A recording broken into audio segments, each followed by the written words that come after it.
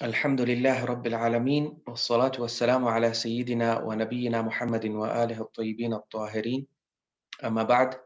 Assalamu alaikum wa rahmatullahi wa barakatuhu. Jazakallah al-Hajj, Brother Mudathir, for your kind introduction.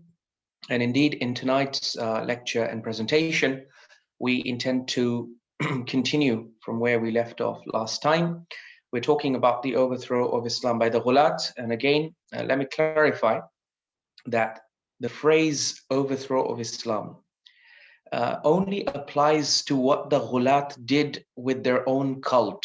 So the Ghulat and Ghulu is a cult, it's a sect, and within their domain of influence, the Ghulat were able to overthrow Islam and replace it with a parallel rival religion, a new religion of their own creative invention, of their own making. And this religion does draw upon something which are present in Islam and the Quran and the basic structure, but it adds a lot of new claims, particularly exaggerated claims, beliefs, and concepts about Imams. And that is what they then add to the basic framework of Islam to produce ghulu. So when we say the overthrow of Islam by Ghulat, we only refer to the overthrow of Islam within their circles, not within the Ummah. As I mentioned in the last lecture, Islam is very much alive today. It's alive in the Quran. It's alive in the Muslim Ummah. Alhamdulillah, majority of the Muslims are practicing Islam. The only place where Islam was overthrown and replaced by something else was within the tradition of the Ghulat, in the faith system and belief system of the Ghulat.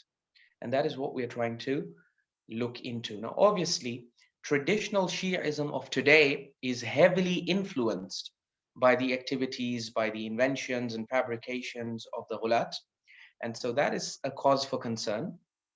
But even within today's Shiaism, a lot of the claims of the Ghulat have gained acceptability, but many of their other claims still have not gained acceptability. But then you have other groups that are working to gain acceptability for those beliefs. So the last time we were talking about the reversal of the classical stance of the Shia scholars on the issue of Tahreef, for example.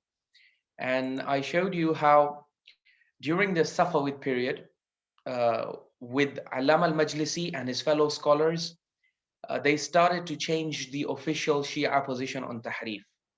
So the classical scholars were against it, they rejected it, and the narration that says that the Quran has 17,000 verses was completely its primary narrator, Ahmad ibn Muhammad ibn Sayyar, we saw, and we adduced evidence from the classical sources showing how all the classical scholars, the heavyweight scholars of Ilm al-Rijal in the classical period, they dismissed him and they rejected him.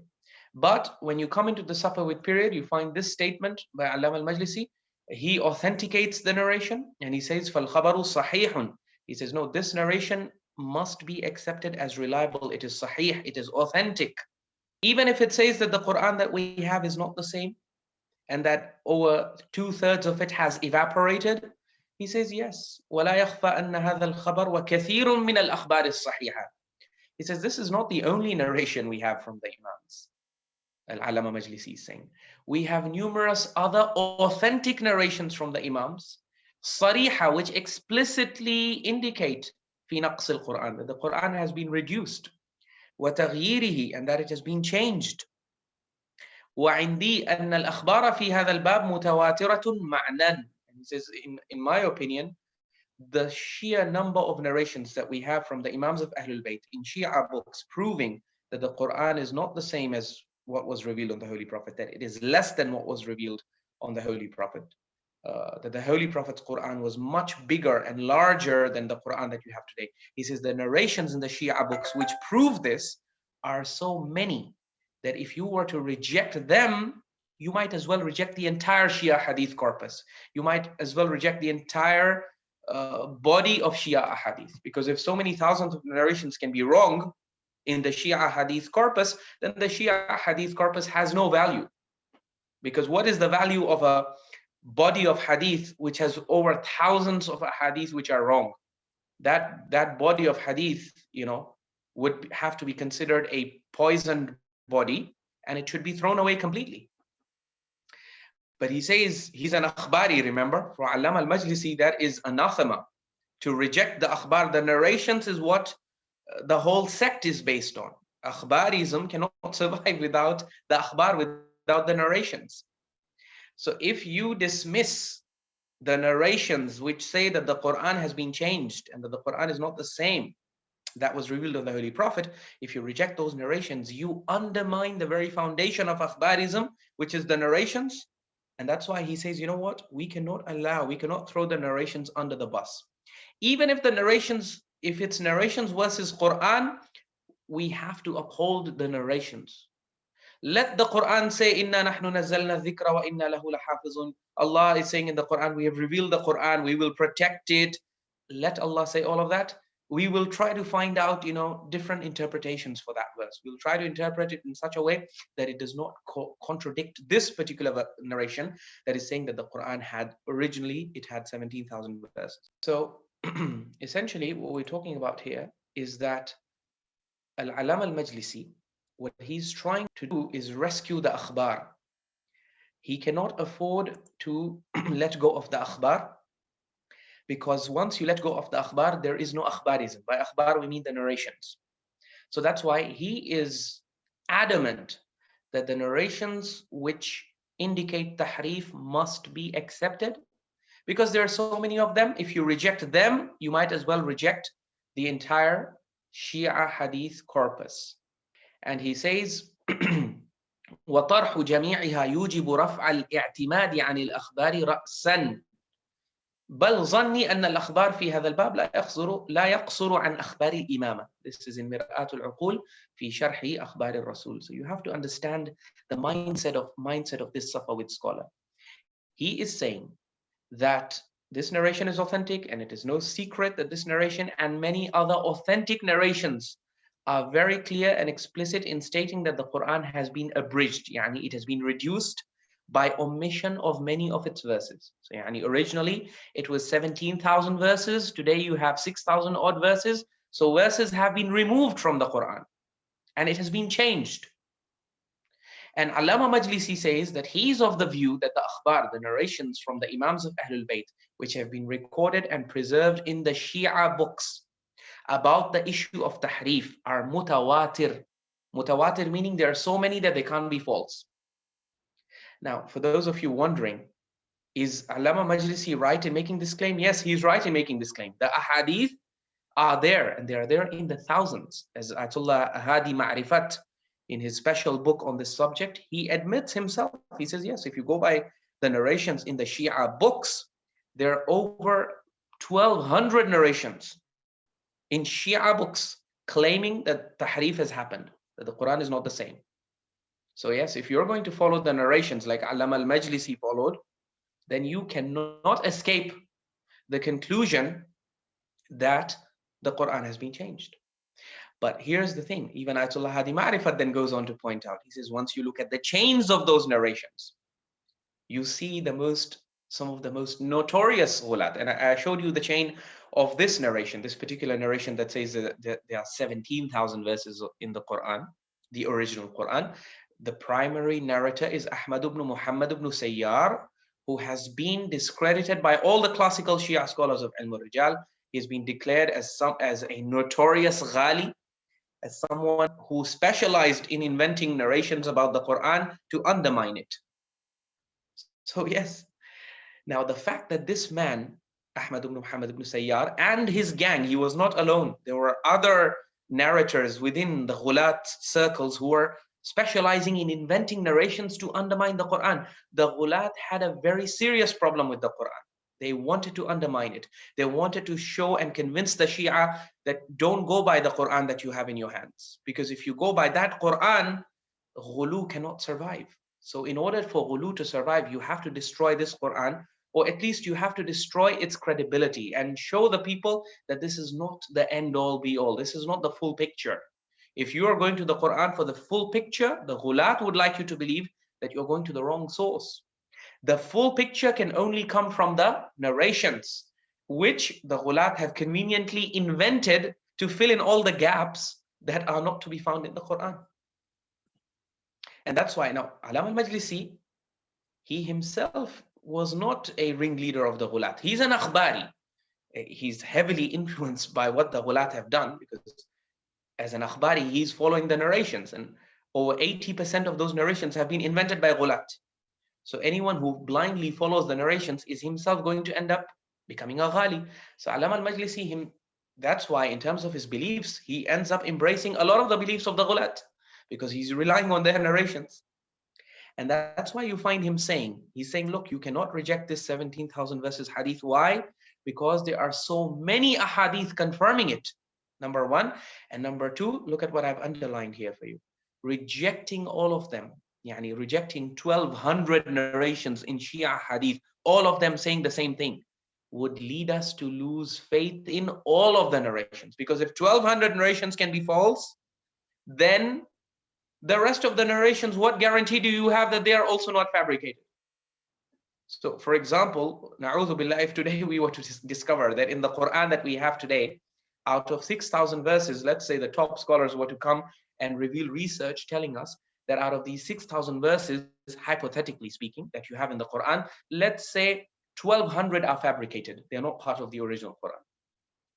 That is going to destroy the credibility of the whole Quran, because you don't know which verses then to trust and which verses not to trust. So you will say, you know what, let's just throw the whole thing away. This book has been poisoned. It's like if you have a cake and someone comes, a scientist tells you after testing it in the lab, he tells you, Baba, 60% of this cake or 40% or even 20% of this cake is poisoned with a lethal poison. You're going to say, okay, I don't want to have any of it, right? Let's just throw the whole thing away because we can't take such a big risk. So this is what Allama Majlisi is worried about. He's saying, no. So basically, now that he's seeing the poison in the corpus, his solution is what? He's not saying cut off those parts of the cake that have the poison in it. He says, no, just reject and deny the idea that there is any poison in the cake so that people don't get alarmed.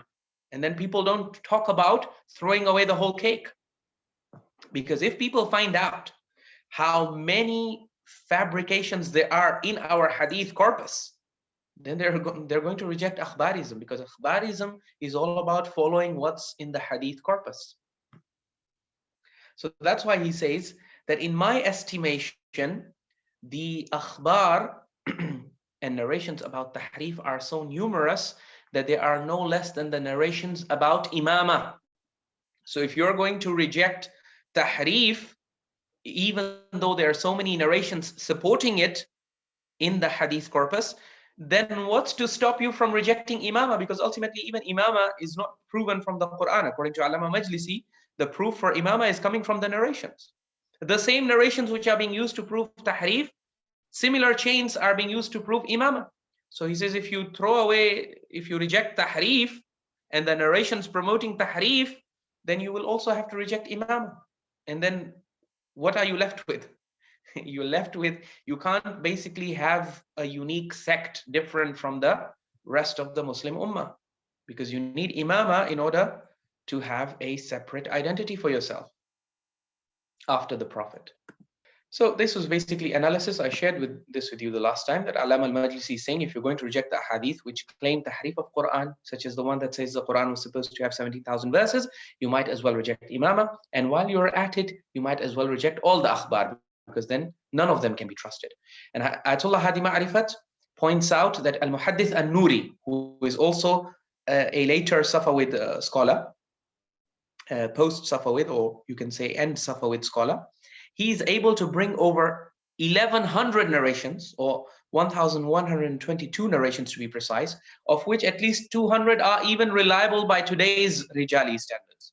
Even Ayatollah Hadi Ma'rifat admits that, yeah, 200 of those narrations, they are from books that are reliable, and their chains are also reliable by today's traditional Shia standards. And that's why they try to give different interpretations. When something is reliable, then you basically try to offer a different interpretation to prevent the narration from proving Tahreef, because in that case, then you fall into another predicament. So yeah, so basically, how do you have these 1200 or 1100 narrations promoting tahrif? The answer is very simple. The Ghulaat mass produced and invented ahadith. Any concept that they wanted to promote, for which there was no support in the Quran, the Ghulaat were like, how do we, how do we promote this? There is no support for it in the original sources. So let us invent the evidence for it. So there can be no denial of the fact that the Ghulaat invented a hadith in the thousands in support of beliefs that they wanted to promote. So they wanted to promote Tahreef al-Quran. They wanted to undermine the Quran. Why? I will show you in a moment why they wanted to undermine the Quran. The gist of it is that they wanted to undermine the Quran because the Quran doesn't support their belief system. Their most important claims have no basis in the Quran. So the Ghulaat were clever. They realized that, Baba, as long as this Quran is being viewed as the whole picture, our ghulu cannot survive. So we need to invent support, because where there is no support, you have to invent it. Otherwise, people will reject your belief system. So the Ghulaat invented a hadith in the thousands in support of beliefs they wanted to promote, including Tahreef al-Quran. And by the time Allama Majlisi embarked on the study of hadith in the 11th century Hijri, there were already so many ahadith he encountered in support of Tahreef that he just felt overwhelmed and surrendered, figuring that if one rejects Tahreef, despite there being so many ahadith in support of it, that would prove that even a large number, like say 1,000 ahadith in Shia books in support of a given claim, do not make it right. Yani, that's the conclusion. Once you realize that there are so many narrations supporting Tahreef in the Shia books of hadith, what does that teach you? It teaches you that don't be fooled by number. Even if you see 10,000 narrations in Shia books of hadith saying the same thing, that is no proof that that thing is right. It could still be false. And an example is Tahreef. You have thousands of ahadith saying this in Shia books, and yet we all know from the Quran that Tahreef is false. So normally, if you have thousands of narrations saying the same thing, that narration is considered to be mutawatir, and therefore its claim is supposed to be accepted, because so many narrations can't be false. Generally speaking, that's the perception among the scholars of hadith. But the problem is the Ghulaat, because they were successful in manufacturing so many thousands of narration, now if even a Shia scholar comes and tells you so and so concept is supported by a mutawatir hadith, you cannot trust his claim, because you have mutawatir support even for a belief like Tahreef.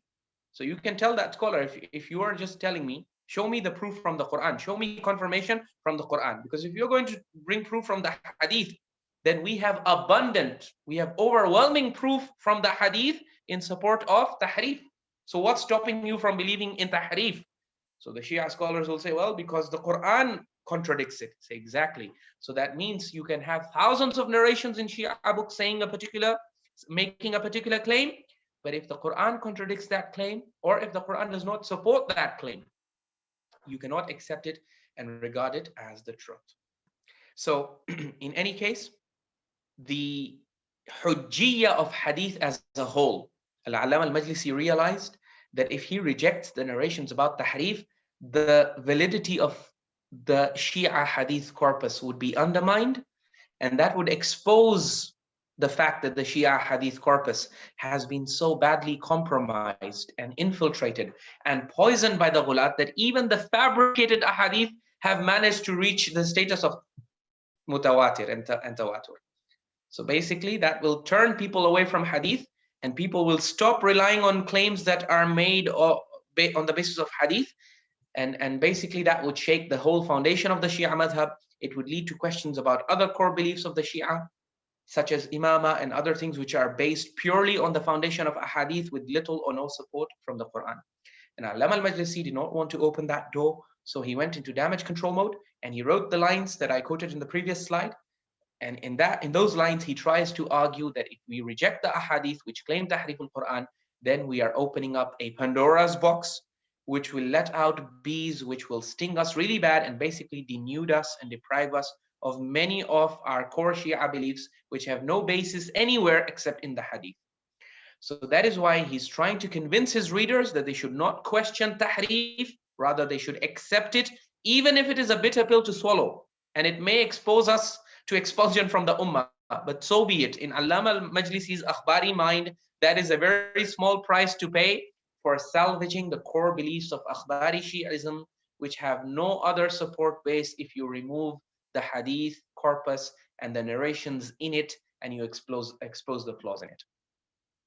Now, this is where I wanted to enter into last time, but I wasn't able to go into. Why were the Ghulaat and the Akhbaris? What is their main problem with the Quran? Why did they invent narrations to undermine the sanctity and the integrity of the Quran? So these are some of the highlighter points. The main problem with the Quran was because the Quran has verses which negate and contradict many of their cherished beliefs and claims. That's why the Ghulat wanted to cancel the Quran, the Akhbaris also. The other thing is, the Ghulat, after their study of the Quran, they noticed that the Quran has a glaring lack of support for their unique aqidah, their unique claims and worldview. There's no support for it in the Quran. And the problem that the Quran represented for the Safavids, remember the Safavids and the Ghulat are two different people. The Safavids are Shia, they're mainstream Shia, who mainstream Ghulu. So the Safavids are the people who made Ghulu mainstream. Before the Safavids, Ghulu existed. Don't make any mistakes about this. Ghulu existed even in the classical period of Shi'ism.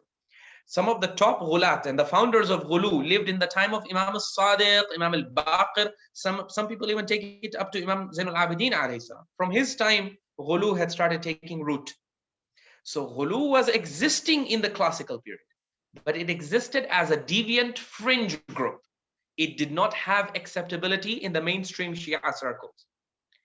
But later on, in the Safavid period, okay, after many centuries, when the Safavids come to power, what they do is they take all those beliefs of the fringe Ghulat, they import them wholesale into mainstream Shi'ism, and using the support of scholars like Allama Majlisi and other Safavid scholars, they give legitimacy to those beliefs of the Ghulat.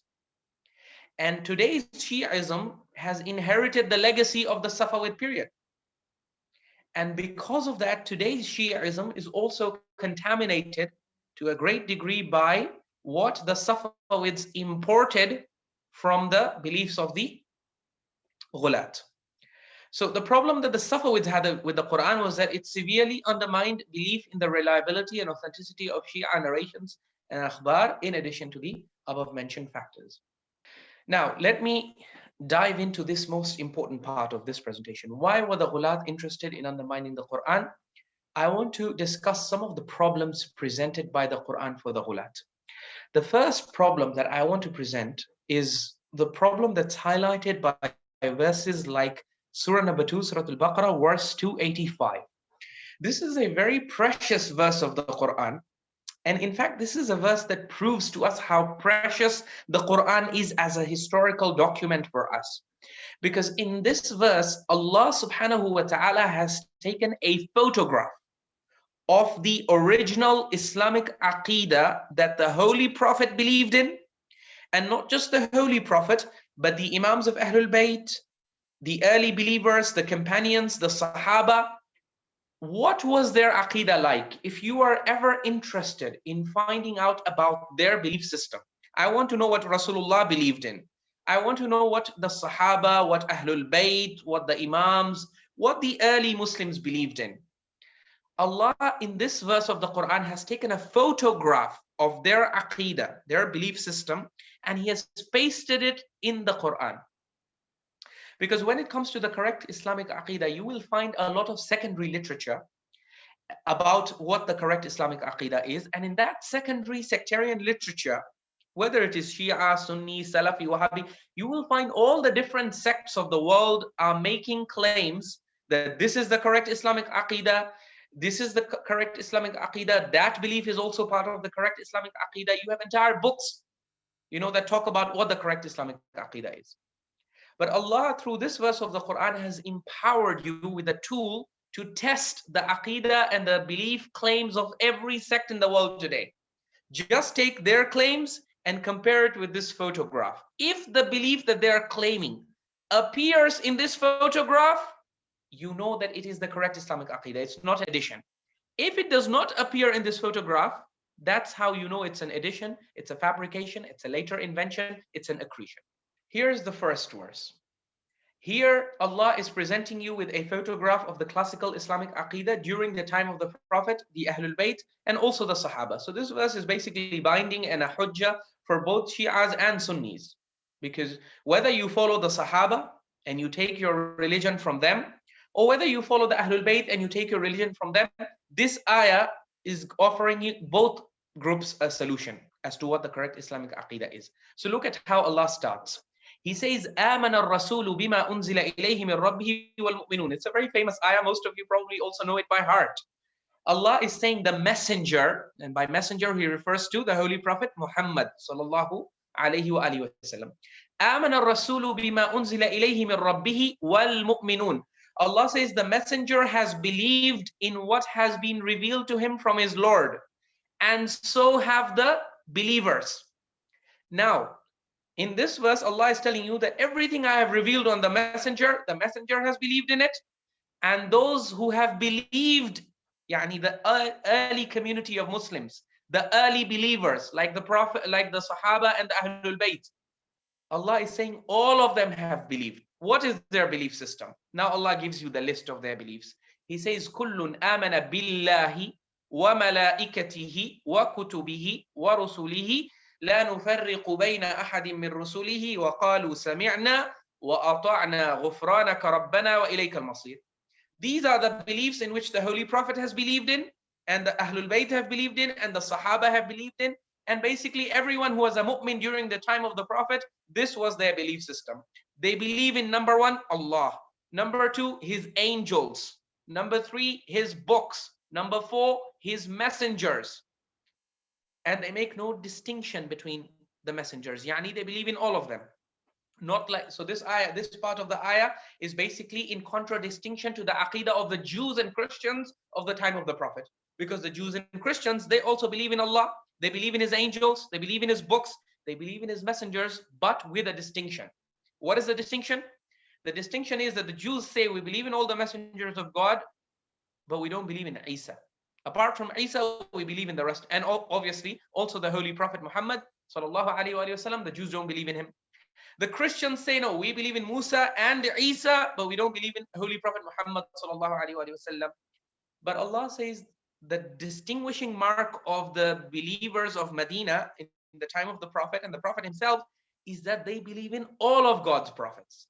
And they don't make any difference between any of his messengers. Yani they don't say we'll believe in Musa but not in Isa, or Musa and Isa but not in Muhammad. No, they believe in all of the messengers. And they say we hear and we obey our Lord, we seek your forgiveness, and to you is our eventual return. The eventual return being their belief in the day of judgment. So, as you can see, this was the classical early Islamic Aqidah that the Holy Prophet believed in. It's 5 things that they believe in. And you see Allah reconfirms this in Surah An-Nisa chapter 4 verse 136.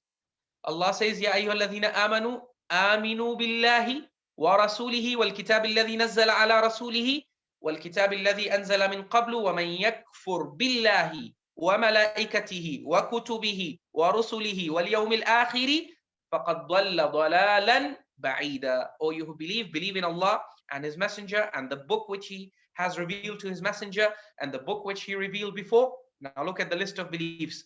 Whoever disbelieves in Allah, number 1. Number 2, His angels. Number 3, His books.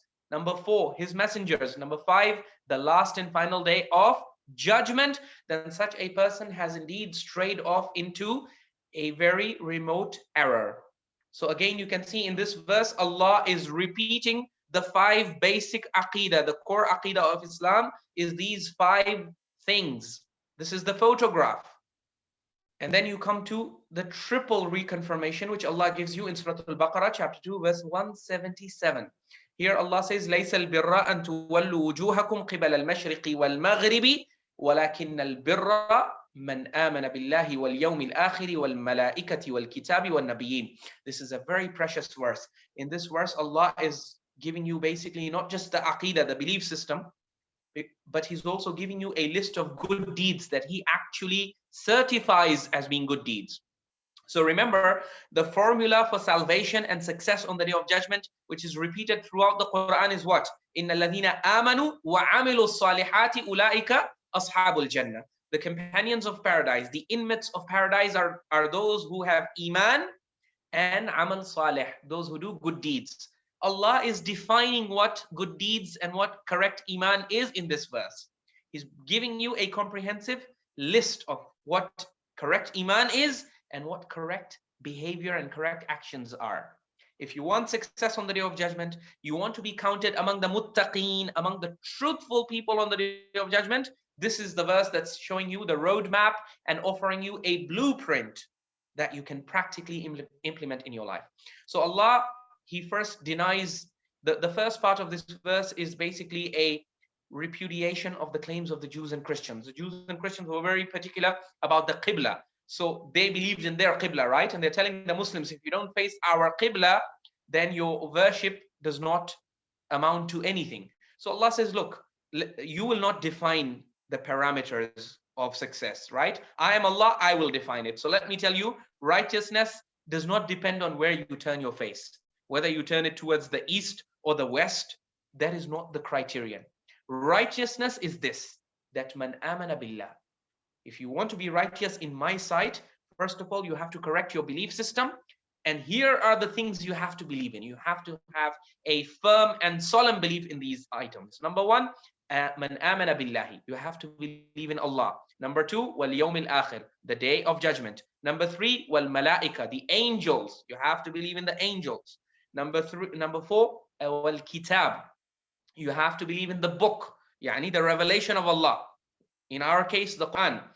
Wan nabiyyin, and you also have to believe in the prophets. So this is you can see Allah has added nothing new here. It's the same thing He told you in the previous verses, in chapter 4, verse 136, and chapter 2, verse 285. He's repeating the same items. This is the core Islamic Aqidah. The correct Islamic Aqidah is you have to believe in Allah, the last and final day of judgment. So Tawheed, Ma'ad or Akhirah, Malaika, Kitab, and Nabiyyin. And in terms of actions, if you want to please Allah, you want to do good deeds, what are the kinds of things that Allah views as good deeds, that He will reward you for with Jannah on the day of judgment? Allah says, that you give mal out of the love of Allah, and despite your being in need of it, you still spend your money on dhawil qurba, on your needy relatives, wal yatama, on orphans, wal masakin, you help out the poor and the needy and the indigent. You extend a helping hand to the poor and marginalized sections of your community and your society. Wabn sabil, you help people who have lost their way and they're stranded. Wasa'ilin, you give your money and you spend it even on those people who beg for it. So here you have a recommendation from Allah subhanahu wa ta'ala, even to give those people who ask for money on the street. So you know the beggars, yeah, Allah subhanahu wa ta'ala is recommending that you even help them out. Okay. وَفِي الرِّقَابِ, that you invest money in freeing slaves. So slavery was an institution that was very much alive during that time. Allah is saying, if you want to please me and earn Jannah, one of the good deeds you can do is وَفِي الرِّقَابِ, spend your money to free slaves. And our Imams of Ahlul Bayt were particularly distinguished in this. As Imam al-Sadiq alayhi salam tells us, إِنَّ أَمِيرَ الْمُؤْمِنِينَ عَلِي ibn Abi Talib أَعْتَقَ أَلْفَ نَسَمَةٍ مِنْ كَدِّ يَدَيْهِ وَعِرْقِ جَبِينِ. Amir al-Mu'mineen freed 1,000 slaves during his lifetime with money that he had earned from the sweat of his brow and the hard work of his hands. And also in terms of helping Wabn Sabil. Wabn Sabil refers to those who are stranded, right? Travelers who get stranded. Unfortunately today, I think it is sad to note that non-Muslims have distinguished themselves in these items more than we have distinguished, more than we as Muslims have. So if you recall, when there was a crisis in Syria and so many refugees from Syria were fleeing their hometown because of all the bombardment and the civil war kind of situation that was there, who are the people who welcomed these refugees and these stranded people, helped them out, fed them in camps, and then helped them relocate to other countries? Who are the people? Were the Muslim Muslims at the forefront of this? Was it Muslim organizations that were at the forefront of this relief action, or was it non-Muslim organizations? So unfortunately, this is one of the areas where you see that the Quran and what it has recommended is being acted upon, it's being implemented more by non-Muslims as opposed to by Muslims, unfortunately.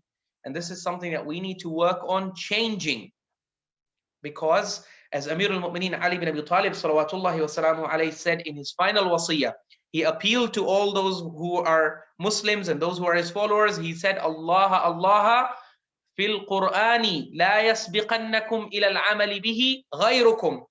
He said on his deathbed, he said, I ask you to fear Allah and remember Allah and be very particular in the matter of the Quran. Let no one supersede you in implementing its directives. But unfortunately, we have disobeyed this command of Amir al-Mu'mineen. Today, non-Muslims have distinguished themselves and they have superseded us in acting on many of the things that the Quran promotes as acts of righteousness. But in any case, the Quran also tells us that فَاسْتَبِقُوا الْخَيْرَاتِ, as far as the question of khairat, righteousness and good deeds is concerned, it is a never-ending competition. So the Quran encourages us to participate in this competition. And yes, in a race, sometimes even in a marathon, for example, sometimes a runner may supersede you, he may overtake you momentarily. That's not a problem. All you need to do is pull up your socks and run faster so that you can overtake him and retain your number one position. So in any case, these are the acts, humanitarian acts of kindness and philanthropy and generosity that Allah really appreciates and that He promises success and salvation for on the Day of Judgment. It's helping out the poor and the needy, the indigent, the marginalized, the poor sections of society, the slaves. And other acts of righteousness include وَأَقَامَ الصَّلَاةَ, establishing the prayer, آتَ الزَّكَاةَ, giving the zakah, وَالْمُوفُونَ بِعَهْدِهِمْ إِذَا عَاهَدُوا. Allah says righteous people are those who, when they make a promise, they always fulfill it. وَالصَّابِرِينَ فِي الْبَأْسَاءِ وَالضَّرَّاءِ, those who are patient in times of calamity and distress. وَحِينَ الْبَأْسِ, the people who are steadfast in battle, in war. أُولَٰئِكَ الَّذِينَ صَدَقُوا. Allah says those who adopt this belief system and this way of life at the practical level, it is these people whom I consider to be truthful in their claim that they are righteous and that they are believers. وَأُولَٰئِكَ هُمُ الْمُتَّقُونَ, and these are the people who are the muttaqun. So this is Allah's definition of taqwa and sidq, truthfulness.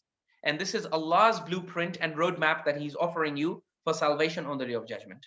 In terms of beliefs, you have to believe in Allah, the last and final Day of Judgment, the angels, the books, and the prophets.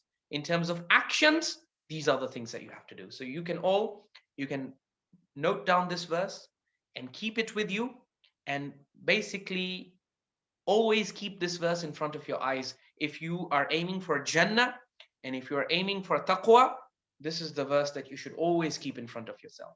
Read it repeatedly. Remind yourself of it repeatedly. This is your path to success and salvation in the hereafter, according to Allah. This is not a hadith that you have to investigate. Has something been added to it? Has something been subtracted? Is this sahih? Is it da'if? Is it mawdu? Is it hasan? Is it none of that? This is the Quran. It is super mutawatir. It is accepted by all the Muslims, and it is known to be from Allah with 100% absolute certainty. But now, the problem that verses like this presented for the Ghulaat. The Ghulaat were also reading these verses, and they were very much disturbed by verses like this. Why? Because yes, the verse promotes the Islamic beliefs. As you can see, the actual core Islamic aqidah, according to all of the three verses that we mentioned, is belief in Allah, His angels, His books, His messengers, and the last and final day of eventual return back to Allah. The problem is that the Ghulaat, and particularly the Safavids who were importing from the Ghulaat, they wanted to promote this version of what they wanted to be accepted as the Islamic Aqidah, to have their separate identity. Because you see, the problem is, if you go back to these beliefs, belief in Allah, belief in His angels, belief in His books, belief in His messengers, and belief in Yawm al-Qiyamah, you cannot form a separate identity for yourself. If you want to pull away from the ummah, you want to form your own sect, it is a guarantee that you cannot form a sect on the basis of these 5 core beliefs. Why? Because these 5 core beliefs are common to all Muslims. You cannot show me a single Muslim alive in the world today who does not believe in these 5 things. And if you were to show me a Muslim, we would simply just say that he's not a Muslim. Because if you don't believe in these 5 things, you cannot be a Muslim, at least not according to Allah. In the Quran, Allah is very clear. These are the 5 non-negotiable beliefs you have to believe in if you want to be accepted by Allah on the Day of Judgment. Okay, without these beliefs, there is no salvation. Obviously, there are some areas where Allah subhanahu wa ta'ala has offered some compromises, like in terms of messengers. So if you look at verse 62 of Surah Al-Baqarah and 68 of Surah Al-Ma'idah, Allah makes an allowance for those people who have not received news of a certain messenger, like Jews and Christians, for example, who did not, news of the prophethood of Rasulullah did not reach them, or it reached them in a way that they were not convinced that he's truly a messenger of God. They did not see the signs of his messengership firsthand. So for them, Allah has he has opened the door. But basically, these are the basic core aqa'id that the Quran is promoting. The only problem is you cannot, if your goal, as I told you, the goal in the Safavid period was we want to form a new sect, or rather we want to cement our isolation from the rest of the ummah. If you want to isolate yourself from the rest of the ummah, then these 5 aqidah are not sufficient, because the whole ummah accepts these 5 aqidah. You need to add and subtract. You need to change this list. If you want to form a sect of your own, and you want to break away from the ummah and form a splinter group, you have to edit this list. If you just accept this list as it is, the only thing you can prove is that you are a Muslim. But if you want to create and forge an identity for yourself that is different from the Islamic identity and belief system that Allah is promoting in the Quran, then you have to edit this list. And that's what the Ghulaat and the Safavids did.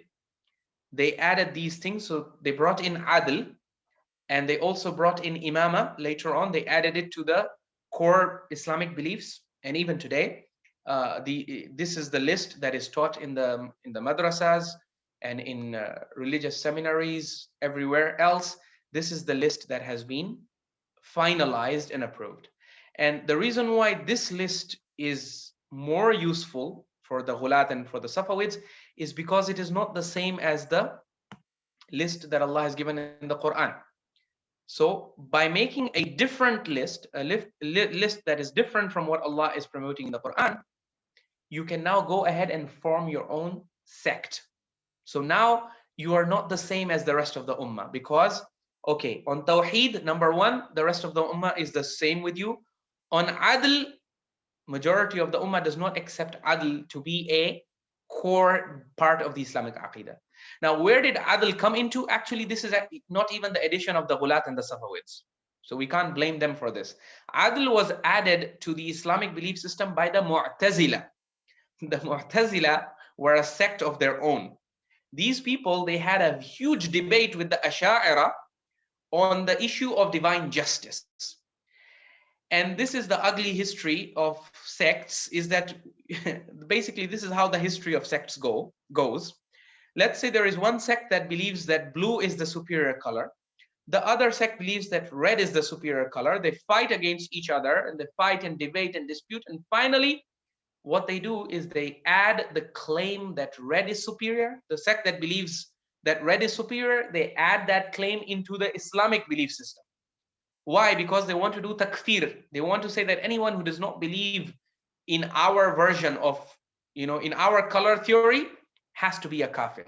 So the way you do that is you insert any belief that's really special to you, you add it to the usul ad-din, so that you can declare anyone who disagrees with you on that belief to be a kafir. That was the real reason why these things were added here. They wanted to declare their opponents as kafir. So once you accept that Adl is part of the usul ad-din, then whoever does not accept your theory of Adl becomes a kafir, because he has rejected a pillar of the religion. But if you want to detect and catch the additions, it's also very easy to do a simple thought experiment. And you can involve the traditional scholars in this. Go and ask any traditional Shia scholar today. If I remove Tawheed from my belief system, do I become a kafir? Or can I remain a Muslim? Yani, can you have a Muslim who does not believe in Tawheed? Any scholar from any sect you can ask, he will tell you, no, no, no. There can be no Islam without Tawheed. So it is confirmed that Tawheed is part of the Usuluddin, because Usuluddin means roots of religion. Okay, so without roots, the tree cannot exist. If you remove Tawheed, the tree of Islam is dead. So, okay, Tawheed we can verify through this thought experiment that it is very much a part of the core Islamic Aqidah. Let's come to Adl. Is Adl a core part of the Islamic Aqidah? Yani, if someone rejects Adl, does he become a kafir? Well, first of all, you need to understand what is meant by Adla. People, what they teach you in the madrasa is not actually the correct understanding of Adl. In madrasa, they will teach you that Adl means that God is just. Baba, there is not a single group in the Muslim Ummah that would challenge this idea. That you don't have a single group in the Ummah that says God is ghair adil, he is zalim, na'uzu billah, he is unjust. No, no, no, no. So then why did they add it to the Usuluddin? Adl was basically a debate. There was a debate on divine justice to do with predetermination and free will. Al-husn wal-qubh al-aqliyayn. It's a very complicated debate. I do not want to go into it right now. But basically, the Mu'tazila were of the belief that that Adl is something that is separate from Allah. And Allah's actions are governed by justice. So that was their theory of divine justice, that justice is something independent of Allah. Okay? And Allah follows justice. Allah is himself, na'udhu billah, bound by justice. The Ashairah, on the other hand, these are basically the proto-Sunnis, if you go to see.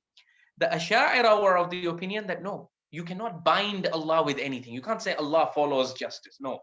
What rather, the correct etiquette, the correct manners is to say that justice follows Allah. Yani, whatever Allah does, that is justice. So we define justice by what Allah does. We do not regard or view justice as a separate external feature or quality that we then use to judge Allah's actions. No. Our definition of justice, according to the Ashairah, is whatever Allah does, that is our definition of justice. So for example, if Allah sends shaitan into Jannah, the Mu'tazila would object. They would say, no, no, no, Allah has done something. Allah has gone against justice. Shaitan belongs in hell. Why are you sending him to Jannah? That is against justice. And the Mu'tazila would obviously say that Allah can never do that. Allah can never put shaitan into Jannah because it is against the requirement of his justice. The Ashairah were different. They would say that if Allah put shaitan into Jannah, then basically shaitan going into Jannah is the definition of justice. That is just. We will have to accept that it is just because we have already assumed that Allah cannot do anything other than what is just. So anyways, it was a complicated, long drawn out debate on which a lot of ink was wasted. And later on, both sides got fed up with each other. And the Mu'tazila said, you know what? From now on, we're going to add Adl into the Usuluddin so that we can declare those people who do not accept Adl and our definition of justice and our theory of justice, we can remove them from the fold of Islam. And the Ashairah said, oh, okay, so you know what? If you're going to add this to the Usuluddin, then we are going to add something else to the Usuluddin. And they added, in place of Adl, they added Al-Qadha wal-Qadr. So this, and today the Sunnis, if you look at their Islamic Aqidah, they don't believe in 5 things. They believe in 6 things.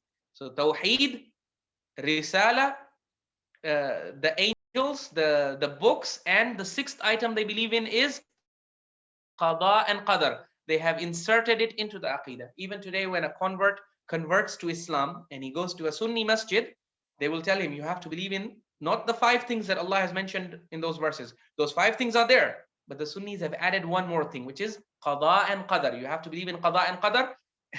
Now, again, if you look at it on the face of it, it's not like the Shias don't believe in Qadha and Qadar. Everyone in the Ummah believes in Qadha and Qadar. You will have lectures on Qadha and Qadar in Shia centers. But they don't believe it to be a part of the core Islamic Aqidah. They believe they have put Adl, they have put Qadha and Qadar.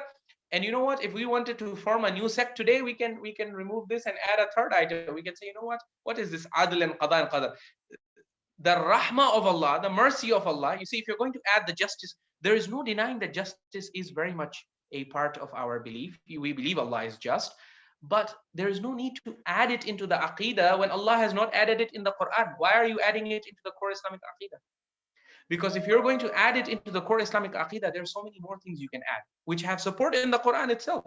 So for example, more than Allah's justice in the Quran, Allah highlights what? He highlights His mercy, His rahmah. So number two, if we are going to start adding things from our own pocket, then rahmah is a better candidate, I would argue. After tawheed, we should have rahmah, belief in the mercy of Allah. And then after that, we should also add forgiveness, because our whole life is based on this concept, that forgiveness of Allah. If you remove the forgiveness of Allah, we're all such sinners that we would all lose hope and stop following Islam. The only reason why we follow Islam, despite the fact that we end up in so many sins, is because we know that Allah has assured us that He is forgiving. He can forgive our sins. So we should also add Allah's forgiveness into the core Islamic aqidah. And then another person will come and say, well, if you're going to add forgiveness, then you might also add other qualities of Allah subhanahu wa ta'ala, like Him being all-knowing, and Him being very all-powerful, and Him being, Allah has so many qualities. If you start adding Allah's qualities to the usul ad-din, no child is going to be able to pass their usul ad-din test, because Allah has so many sifat. He has so many qualities and characteristics that every child will fail the test. So that's why the best thing for the ummah would have been to confine themselves to these 5 things that Allah has mentioned. Don't mess with this list. Don't add anything to this from your pocket, even if it is mentioned in the Quran. If Allah has not mentioned it here, why are you mentioning it? So they're mentioning it because they had fights with other groups about those concepts, and then they became angry and they added it to the list of usuluddin so that anyone who rejects those things, they can declare them as kafir. But as I said, the thought experiment that I'm proposing is very simple. You can catch all the additions in this list with this simple thought experiment. If I reject tawheed, these are the usuluddin, right? If I reject tawheed, do I become a kafir? Every scholar will say yes, kafir. Okay. If I reject the theory of justice as proposed by the Mu'tazila and accepted by the Shia later on, do I become a kafir? They'll say, no, you don't become a kafir. You just become someone who is deviant. Okay, so that means adl is not part of the usul ad-din. Yani if you reject the Mu'tazili definition of justice or divine justice, the most the people will say is you become deviant, but you don't become kafir. Risala, let's come to item number 3 of our thought experiment. If you reject Risala and Nubuwa, do you become kafir? Every Muslim scholar will say yes, you become kafir. Okay, so that means this is really a part of the usuluddin. It's a part of the core Islamic aqidah. Number 4, go and ask even the most traditional scholar. Go and ask any marja today. If a Muslim rejects imamah, does he become kafir? Any scholar worth his salt will tell you no, he does not become kafir. Say, Baba, how come he doesn't become kafir? You are telling me imamah is part of the usuluddin. Usuluddin are the roots of religion. Everything in this list, tawheed, if you reject it, kafir. Risala, you reject it, kafir. Qiyamah, ma'ad, you reject it, kafir. So why not imamah? Say, no. Imamah, basically, if you say that the rejecter of imamah is kafir, then all the Sunnis of the world become kafir. And no Shia scholar worth his salt today is prepared to declare the Sunnis as kafir. Rather, all the Shia scholars of today will tell you that no, the Sunnis are Muslims, they are our Muslim brothers. And the most they will tell you is that yes, a person who rejects imamah is naqisul iman. His iman is not complete, and but is he a kafir? No, he's not a kafir. So basically, what you can see from this thought experiment is that in this list of aqidah, adl and imamah, they are the odd ones out. They stand out. Why? Because everything in this list, everything in the list of usuluddin is such that if you reject it, you become kafir. Whereas these 2 items, if you reject them, you don't become kafir. So what does that tell you? That tells you that these are not really part of the usuluddin. Because if they were really part of the usuluddin, if Allah and the Prophet and the Imams had insisted that no, these are very much parts of the usuluddin, just like they insisted for tawheed and risala and qiyamah, then the rejecter of these 2 things would become kafir. The fact that the rejecter of adl and imamah is not a kafir tells you that these are not part of the core Islamic aqidah. Because anything that is part of the core Islamic aqidah, if you reject it, you become kafir. The fact that rejecting imamah does not lead you to kufr means imamah is not actually a part of the usuluddin. And that's why this is not something they'll tell you in the madrasa, but when you study at the advanced level, you go and ask the top maraja and mujtahideen, for example, they will tell you that, okay, this imamah is actually, technically speaking, it is not usuluddin, it is usulul madhab. It is a root of the Shia madhab, the Shia sect. So you can't be Shia if you don't believe in imamah, but you can be Muslim if you don't believe in imamah. So what that means is that these 5 beliefs over here, out of these 5 beliefs that you see over here, only Tawheed, Risala, and Qiyamah are actually usuluddin. They are parts of the deen, of the religion of Islam. The rest of these 2, they are part of the sectarian aqidah that was crystallized during the Safavid period. So now I wanted to go deeper into this, but I realized how am I doing with time? If Well, my time is it's over, been then I about will. it's been about 45, 50 minutes, but I mean, you can take some more So time if you'd like. Yeah. okay. So yeah, so let me show you what the Ghulaat then did. Okay, the Ghulaat, they were stuck with this problem that this is the aqidah we want to promote, but the Quran is promoting only this. So now you understand why they came up with this idea that 17,000 verses. So what they wanted to say is that these 5 beliefs, where will you find them? In the 6,000 verses. Now, when you come to beliefs like, for example, Imamah or Wilayah, as the Ghulat used to like to call it, where is the evidence for that in the Quran?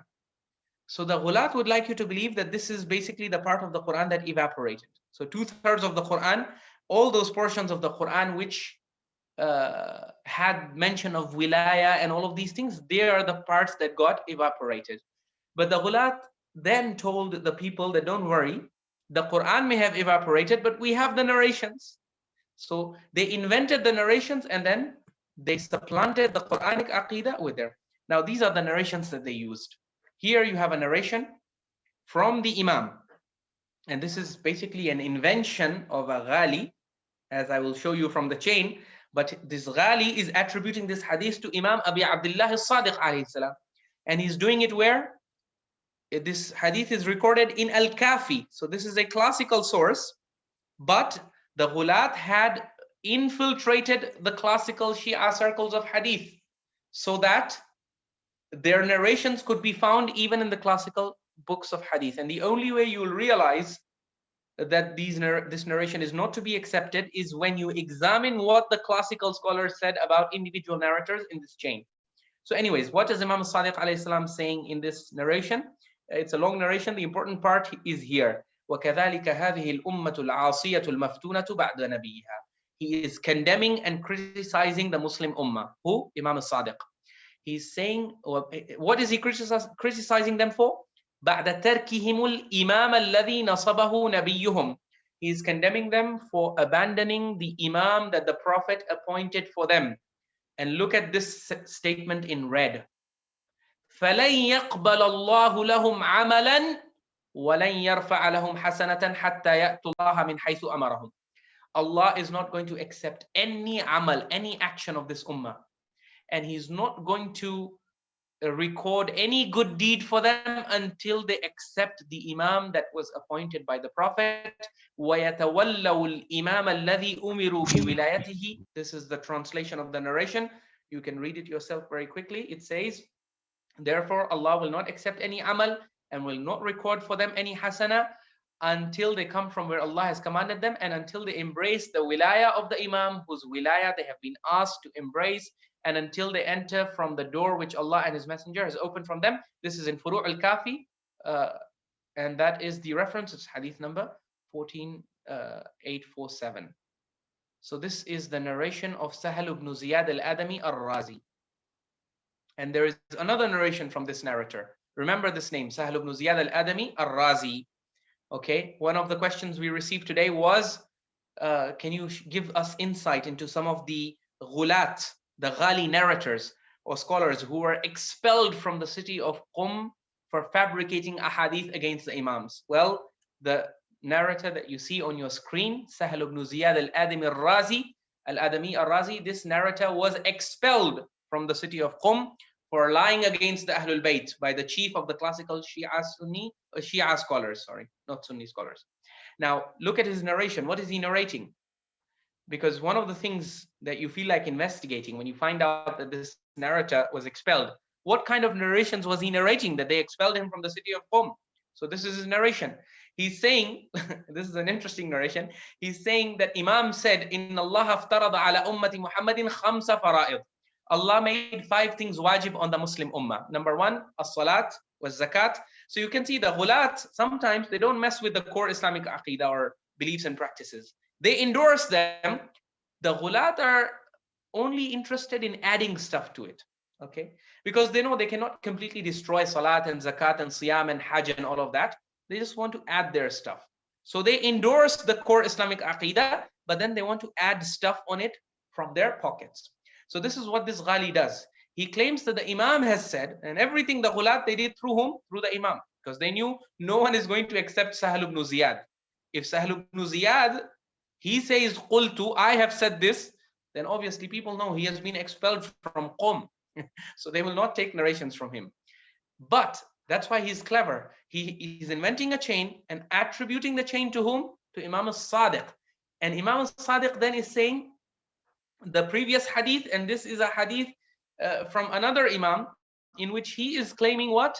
That Allah has made 5 things wajib on the ummah: salah, zakah, siyam, hajj, and the 5th thing is wilayatana, the wilayah of the Imams of Ahlul Bayt. Allah has also made that fard and wajib. But look at what he says after that. فَرَخَّصَ لَهُمْ فِي أَشْيَاءَ مِنَ الْفَرَائِضِ الْأَرْبَعَةِ. But as far as the first 4 things are concerned, yani salat and zakat and siyam and hajj, Allah has made, He has afforded relaxations and leniency. Okay, so Allah has given you relaxations in matters of salat and zakat and siyam. Yani these things Allah can compromise on. If you have weakness in salah, zakah, siyam, hajj, no problem. فَرَخَّصَ لَهُمْ فِي أَشْيَاءَ مِنَ الْفَرَائِضِ الْأَرْبَعَةِ. These first 4 things Allah has given you rukhsa, relaxation. وَلَمْ يُرَخِّصْ لِأَحَدٍ مِنَ الْمُسْلِمِينَ فِي تَرْكِ وِلَايَتِنَا. But Allah has given you no relaxation and no exemption in the matter of our wilayah. So everything is negotiable, but wilayah of the Imams is non-negotiable. The narrator narrating this is Sahl Ibn Ziyad al-Adami al-Razi. And these narrations, my dear brothers and sisters, are being promoted today by traditional scholars. They have also accepted this narration. The problem is where? The problem is that this idea that he's presenting has no support for it in the photograph that Allah has preserved for us, these 3 photographs. Okay, belief in Allah, angels, books, messengers, and the eventual return. There's no mention of wilayah here. Again, in chapter 4, verse 136, no mention of wilayah. So how is it possible that something on which Allah is not prepared to compromise, when he's talking about the beliefs, he doesn't even mention it here? So na'udhu billah, he forgot, or he didn't know, or what is the case? Well, I'll tell you what the case is. Right. Yeah, this is the real problem. That these narrations which say that Allah will not accept any action of yours if you do not believe in wilayah.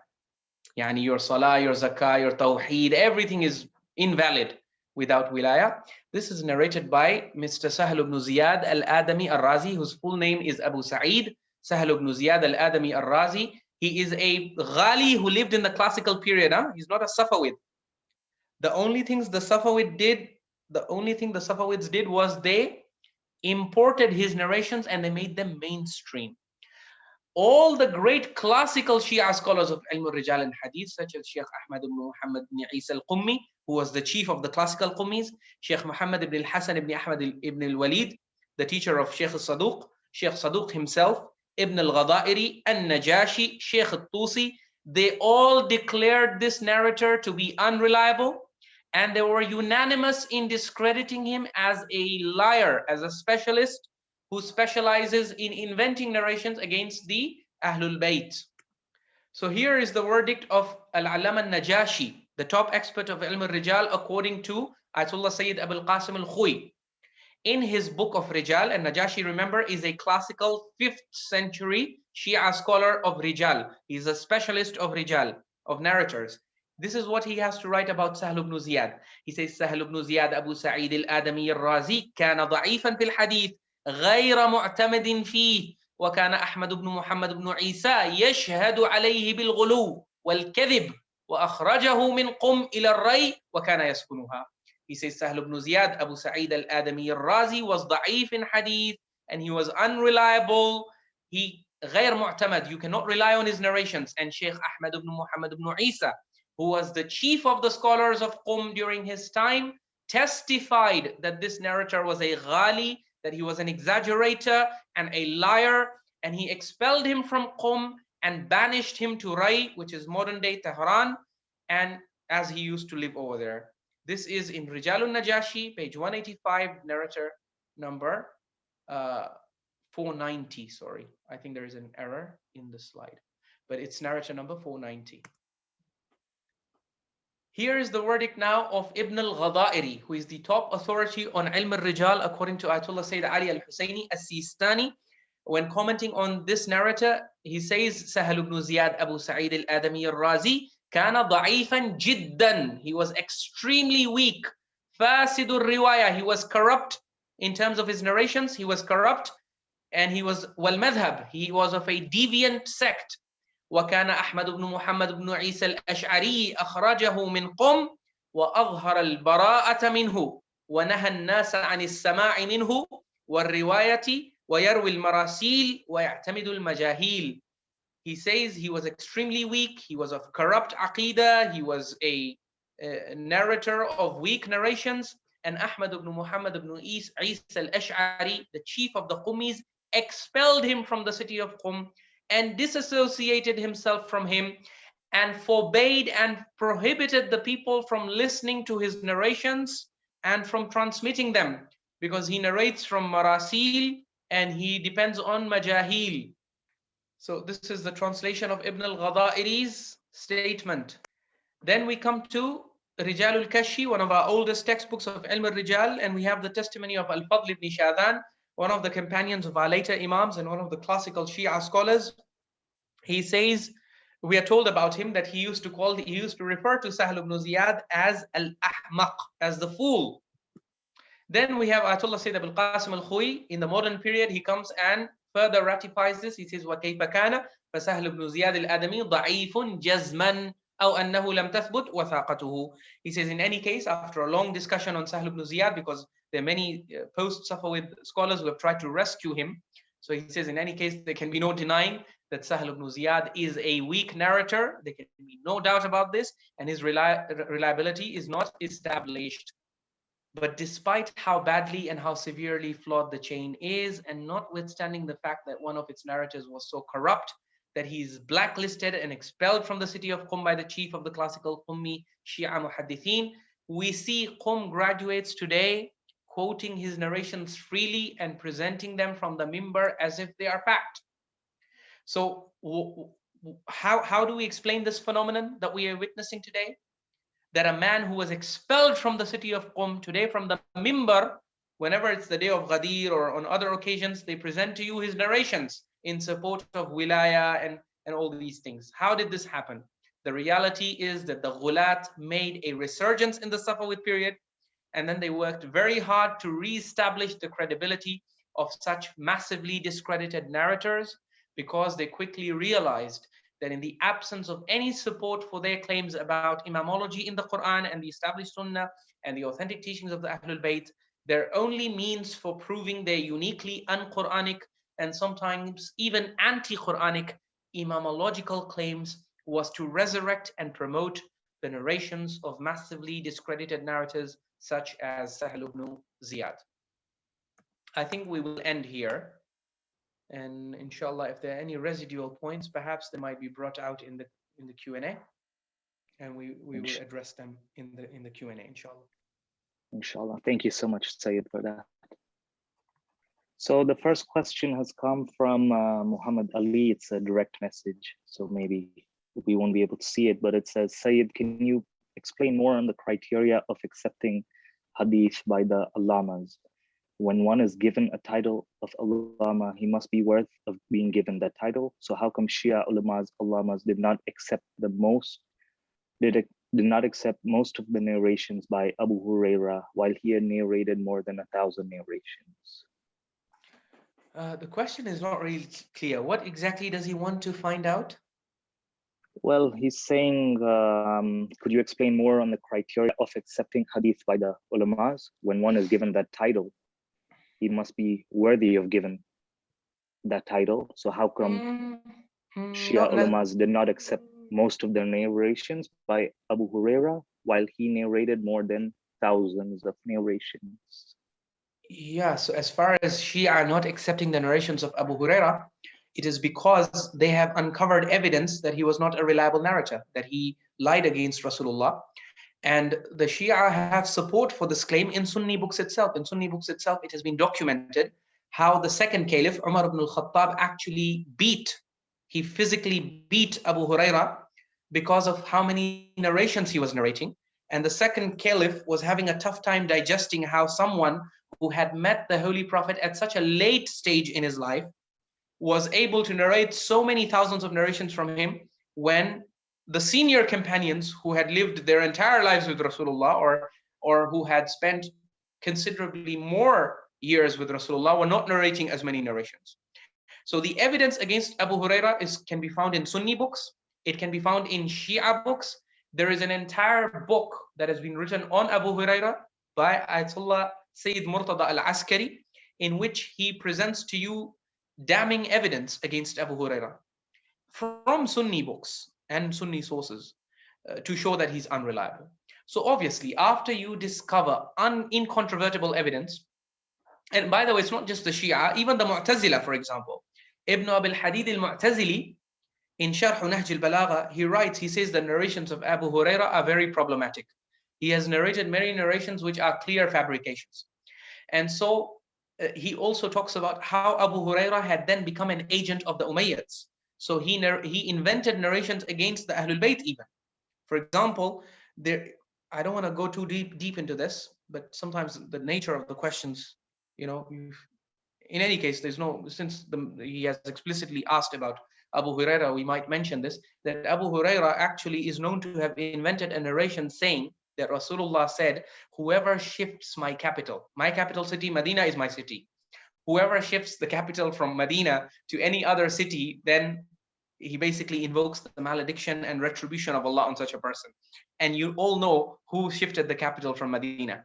Amir al-Mu'mineen shifted the capital from Medina to Kufa. So Abu Huraira invented a narration again to discredit Amir al-Mu'mineen. This is in the books. So Ibn Abil Hadid, that's why he says this narrator, he got embroiled into sectarian politics. He became an agent of the Banu Umayyah. So now that's a different discussion. Did he really believe in the Banu Umayyah, or he was inventing hadith for them to save his life or to save himself from harm? Some people have argued that he was scared of the Banu Umayyah, and yes, there is evidence of that. He himself admits that he has suppressed narrations about Banu Umayyah. There are warnings that the Prophet issued about the Banu Umayyah. When Abu Huraira narrated those warnings, he removed their names, or he removed the name of the clan. And he said, I cannot mention it because if I mention it, we are living in the Umayyad period, they're going to kill me. So Abu Huraira, at the end of the day, was a weak narrator. He did fear the authorities of the time. And because of all this evidence that has been uncovered and it's not only the Shias, by the way, they're Sunni reformist scholars. So for example, a Sheikh Mahmoud Abu Riya, I have an entire book that's written by him. I have it in my library. He has specifically written on Abu Huraira. He's a scholar from Egypt and he's Sunni, but he is very critical of Abu Huraira, and he has argued that Abu Huraira has narrated lies, has attributed lies against Rasulullah, and that's why his narrations should not be accepted wholesale. Even Ibn Abil Hadid, the Mu'tazili scholar, is of the view, he says, look, Abu Huraira, but his view is more balanced. He says, look, Abu Huraira has narrated a lot of true narrations as well. Because it's not like Abu Huraira never saw the Prophet. No.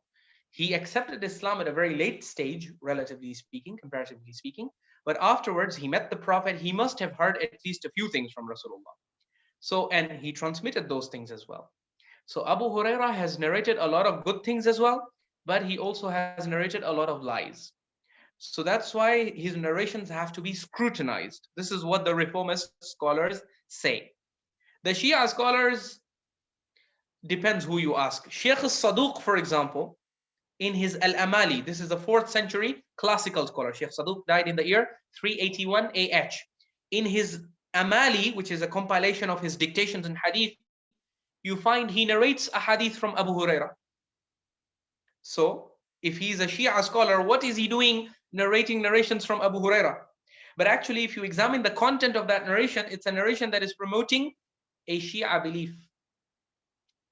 Okay, so when Abu Huraira narrates something that agrees with the Shia Aqidah, the Shia scholars, at least like Sheikh Saduq, will accept and they will take his narrations and they will promote it. And proof is where? Proof is in Al-Amali by Sheikh Saduq. Sheikh Saduq narrates from Abu Huraira, yani not directly through his chain that goes all the way up to Abu Huraira. So it's not like Shia scholars are completely averse to the idea of narrating from Abu Huraira. No, when Abu Huraira narrates something that is not problematic or that supports their aqidah, they will use his narrations.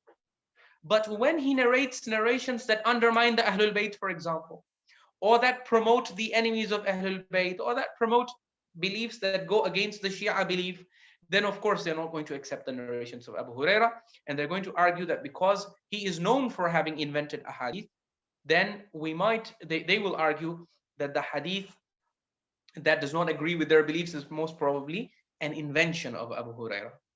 So that's the first part. The second part of his question is, I think he was trying to ask that if Allama Majlisi is being called Allama, then how can we, yeah, is that what he's asking? That how can... No, he's talking just in general, ulamas and allamas in general. Okay, so what is his question about allamas?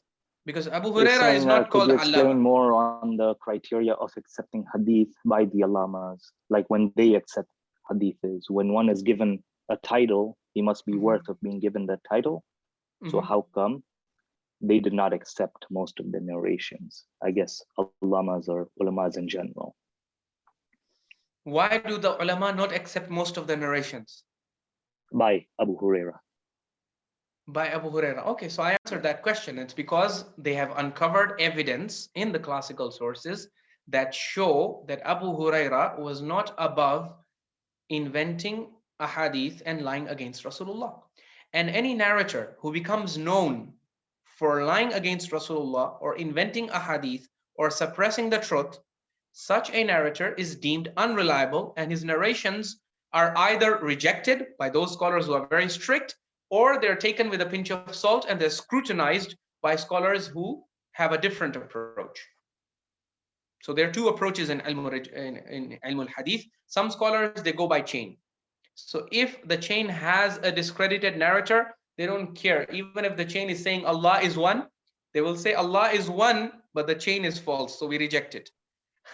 The other group of scholars will say no, if the narration is, the content of the narration is okay, it agrees with the Quran, it agrees with the beliefs of the sect, for example, then they say it doesn't matter who the narrator is, we'll just accept it.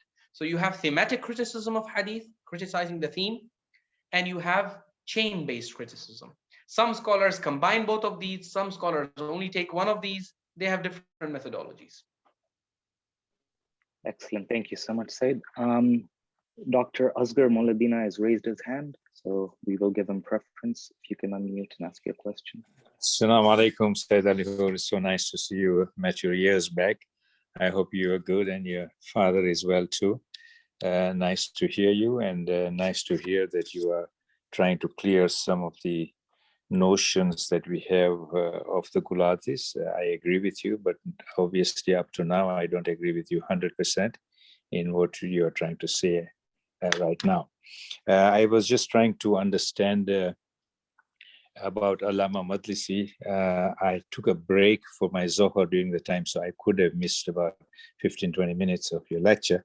So correct me, because I'm not a scholar, I'm just a lay ordinary person. My questions may sound silly, may sound very childish. I believe you said that Allama Majlisi backs up the Ghulaati narration that the Quran has 17,000 ayats. Is he backing that up or discrediting it?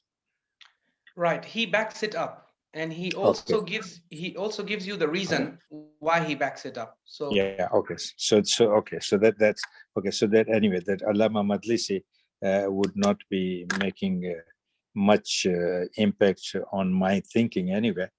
right, Because I have got fatwas, or I've got letters from many marajas of recent marajas, starting from Ayatollah Mohsin Hakim or Burujardi, from the time I started doing taqleed of marja, that there is no tahrif in the Quran.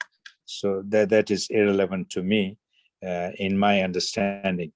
But the questions that I have today is, you are quoting, I'm glad that you are quoting 177th ayat of Surah Baqarah, the second surah of the Holy Quran, where you are quoting that the usul among the Sunnis is these five, and the Shias or Imamat has been added later on. This ayah 177 of the Surah Baqarah, Alhamdulillah, is the cornerstone, is the foundation of our tarbiyah program that we have started to initiate in our Sunday schools, in our madarises all over the world. Alhamdulillah. Now here, if you go and list from that one, I agree, with the list that you are giving of Allah, His angels, His messenger, the book, and Qiyamah. But there are many more in that. So if somebody had to add, he said, okay, even you believe in giving charity, you believe in this. So five is not restricted in this particular ayah. So if you can perhaps throw some light on that understanding. I have a lot more questions, but I'm sure many more have questions. So I don't want to take up much of your time today, but mainly this. And then, I would also, let's finish with this. Let's hear you, and then I will have more questions. So let me start by your question about Allama al-Majlisi. So as far as Allama al-Majlisi's statement is concerned, you are very right. This statement of Allama al-Majlisi is not acceptable to today's modern Shia scholars. You're very right in pointing out that all the grand maraja, Sayyid al-Hussein al-Burujardi, Sayyid Abul Qasim al-Khoyi, Sayyid Ali Sistani, there is not a single Shia marja today who would support Allama al-Majlisi on this claim. But that's why we are not talking about today's maraja. When it comes to Tahreef al-Quran, we're not talking about today's maraja. We're talking about the Safavid period. And we're talking about how the Safavids reversed the stance of the classical Shia scholars. The oldest Shia scholars like Sheikh al-Saduq and Sheikh al-Mufid. You see those 4th century, 5th century scholars, Sheikh al-Tusi. Those scholars had discredited the narrator of this narration. They had said the narrator of this narration is Ahmad ibn Muhammad ibn Sayyar, who is a Ghali and who is of deviant aqidah. Therefore, we do not accept this narration. We do not accept this narrator. And anything he narrates is not hujjah for us. But now when you come into the Safavid period, Allama al-Majlisi resurrects this narration. Even though this is a dismissed narration, he says, no. We should accept this narration. Why? This is his argument. If you look at the screen, commenting on the 17,000 verses narration in Biharul Anwar, which is his 110 volume encyclopedia, sorry, not in Biharul Anwar, rather in Mir'atul Uqul. In Mir'atul Uqul fi Sharh Akhbari Ali Rasul, which is his multi-volume commentary on Al-Kafi. Because this narration of 17,000 ahadith is where? It is in Al-Kafi. And in Al-Kafi, commenting on this narration, he says, this narration is sahih, it is authentic, and it is no secret that this narration and many other authentic narrations are very clear and explicit in stating that the Quran has been abridged, that it has been reduced by omission, and that it has been changed. And he says that he's of the view that the akhbar about this issue of tahrif are mutawatir, and rejecting all of them would lead us to lose faith in all of the narrations. Because if so many narrations can exist in support of a false concept, then what does that tell you about the validity of narrations? It tells you that narrations cannot be relied upon, because narrations are proving all kinds of false things. So this was the view of Allama al-Majlisi. What did today's scholars do with this? Today's scholars and Grand Maraji', they rejected the claim Yani, they rejected that there is Tahreef in the Quran. But as Ayatollah Sayyid Kamal al-Haidari has repeatedly pointed out in his advanced level lessons in the Hawza, he says, unfortunately, they have not rejected the methodology of Allama al-Majlisi completely. They have reformed it a little bit in fiqh.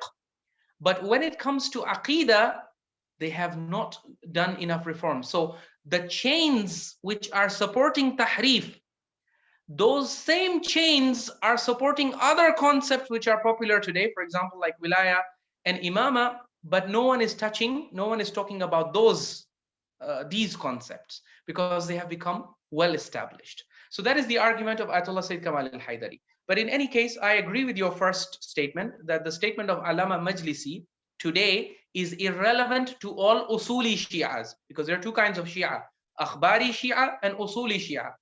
For an akhbari Shia today, this statement would be proof. It might be evidence that you might use against them. Although even the akhbari can argue that the akhbaris have also evolved and they have changed and they don't accept everything Allama Majlisi says. But that's a different discussion.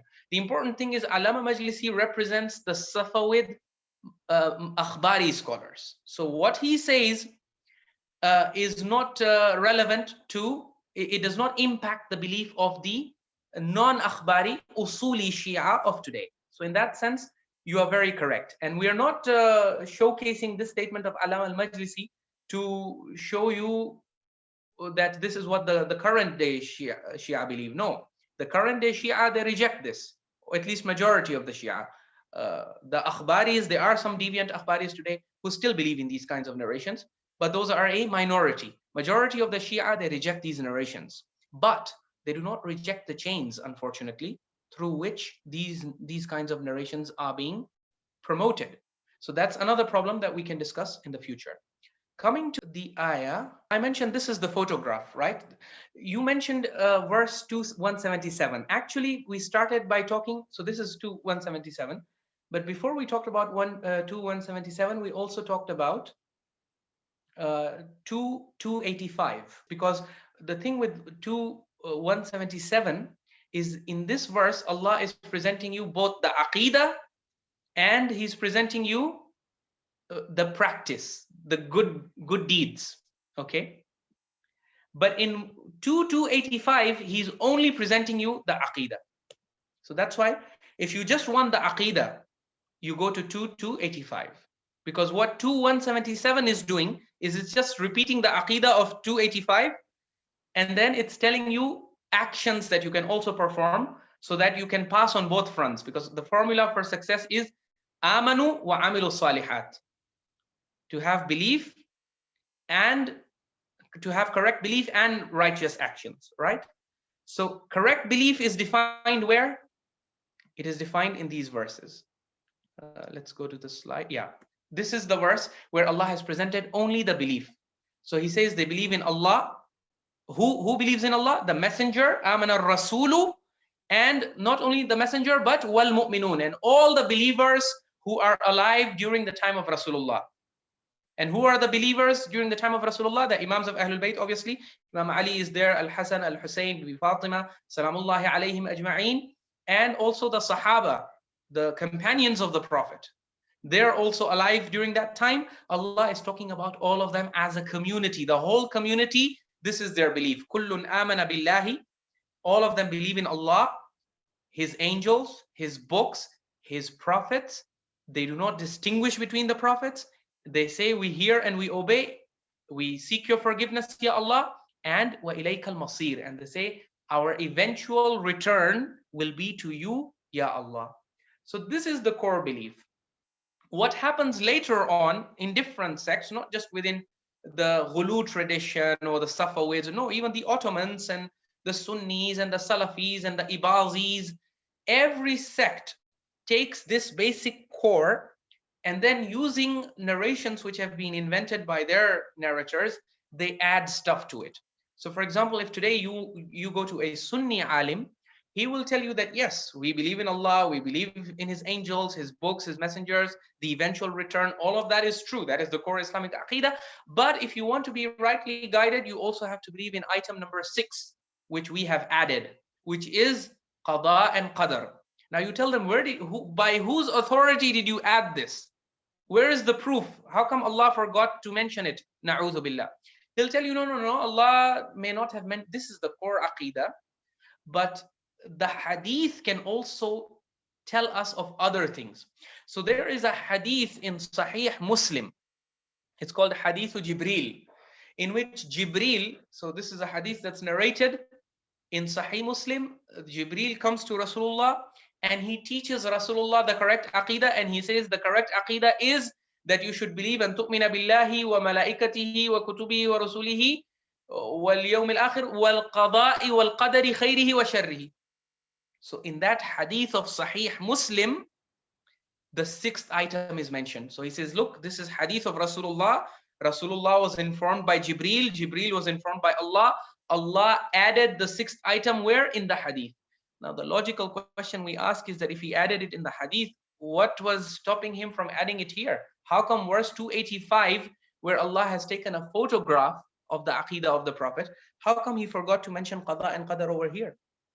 So basically the only logical answer is that this hadith of yours, which you are bringing from Sahih Muslim, this is a later edition, it's an invention. And indeed, if you look at its chain, you will see dodgy and dubious characters who are not above inventing a hadith and lying against Rasulullah. So just as they added a sixth item, other sects also tried to add other items to it. And this is basically within the Ghulu tradition. This is what I was trying to show in today's lecture. Within the Ghulu tradition, they added Wilayah and Imamah. And then again, when the Ghulaat were asked, by whose authority have you added something that Allah has not mentioned here? They said, no, we have authority from the Imams. Say, what authority? They said, we have narrations. Which narrations? The narration, for example, of Sahl Ibn Ziyad al-Adami al-Razi, where he says that Allah has made it mandatory on the Ummah to believe in Imamah and Wilayah. And if they don't believe in Wilayah and Imamah, then Allah is not going to accept any action of theirs. Allah can compromise on Salah and Zakah and fasting and Hajj, but there is no compromise on Wilayah.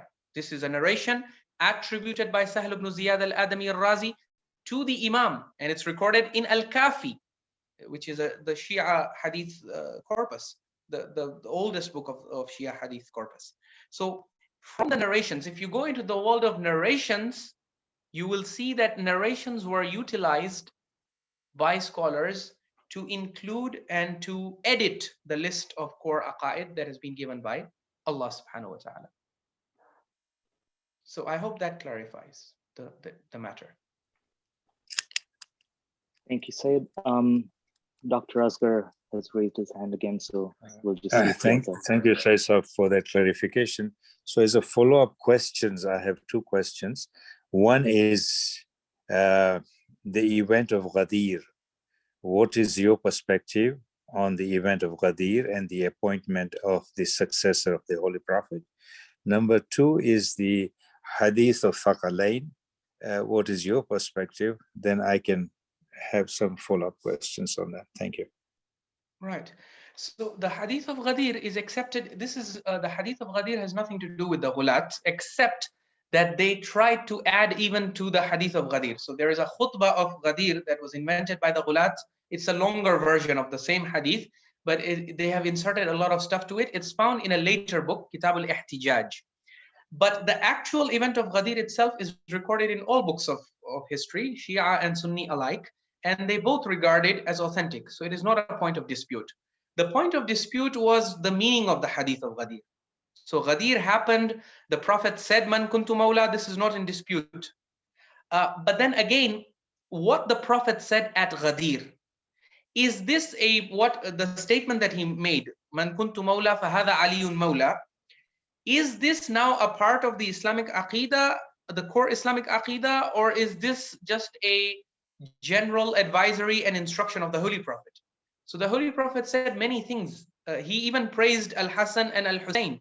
And he said, Sayyida Shababi Ahlil Jannah, for example. But we cannot, and none of the scholars has ever tried to make the leadership of the youth of paradise for Imam Hassan and Imam Hussein part of the core Islamic Aqidah. So I hope you understand the difference. We believe that Imam Hassan and Imam Hussein, for example, are the leaders of the youth of paradise. But when we mention the Usuluddin, even though this is truthful, not every truthful item is going to be mentioned in the Usuluddin. Usuluddin are supposed to be only that list which Allah has given us. Those are the core, and Allah has not, He has mentioned so many things in the Quran which He has not mentioned in the list of Usuluddin. So Allah has not made any mention of His rahmah and His mercy and His forgiveness in the Usuluddin, right? When you believe that you believe in Allah, you believe in the last day of judgment, the angels, the books, the scriptures, what about belief in rahmah of Allah and forgiveness of Allah? Well, that comes under believing in the messengers and the books of Allah. It's a sub belief, if you like. It's subsumed under belief in the books and messengers of Allah, but it is not a separate item on the list. So when we teach Usuluddin to our children, we can't tell them it's Tawheed and then Rahmah and then Maghfirah, and then you can't, otherwise the list is going to become very long. So the criterion for inclusion into Usuluddin in the time of the Prophet, as you can see from the list given in the Quran, the criterion for Usuluddin is only those things that Allah has mentioned. What Allah has not mentioned may be true, but you don't add it to the Usuluddin, because it's the roots of religion. Allah will define them, and He has defined 5 of these roots. And so the classical scholars or the classical believers, that is the Imams of Ahlul Bayt, the Sahaba, they believed in these 5 things. Later on, as there were disputes among the different sects, each sect started adding its core sectarian beliefs to the list of the Usuluddin, and that's how the list became longer. So the Mu'tazila, they actually also added Amr bil Ma'ruf and Nahi anil Munkar, Manzila bayn al Manzilatayn. If you look at the Usuluddin of the Mu'tazila, they also have 5 or 6 usul, and they have added things like Manzila bayn al Manzilatayn and al Wa'd and al Wa'id. And these concepts that to the average viewer are going to sound very bizarre, but basically those are the items on which they had differences of opinion with the rest of the ummah. So they added their unique sectarian positions to the Usuluddin, and the rest of the sects, they also did the same thing. Now, in terms of your question about Hadithul Ghadir and Hadithul Saqalain, yes, those are accepted by both Shia and Sunni. It does not make any difference to the core Islamic Aqidah. Those are additional advisories. The Holy Prophet saying that I'm leaving behind the Quran and Ahlul Bayt. You seek guidance from them. You hold fast to them. This is a advisory of the Prophet, but it is not an asl from the Usuluddin. So this is what the verse of the Quran, the only thing that it proves is that the Usuluddin during the time of the Prophet and the Ahlul Bayt and the Sahaba, there were 5. They did not have any other item on it. Thank you, Sayyid Saab. Now, just following on the 285 verse of the 2nd chapter, Surah Baqarah, where Amana Rasulullah bima unzila ilayhi min rabbi wal mu'minuna kullu amana billahi wa malaikatihi wa kutubihi wa rusuli. So here, the belief in the messengers of Allah also means belief in what they said.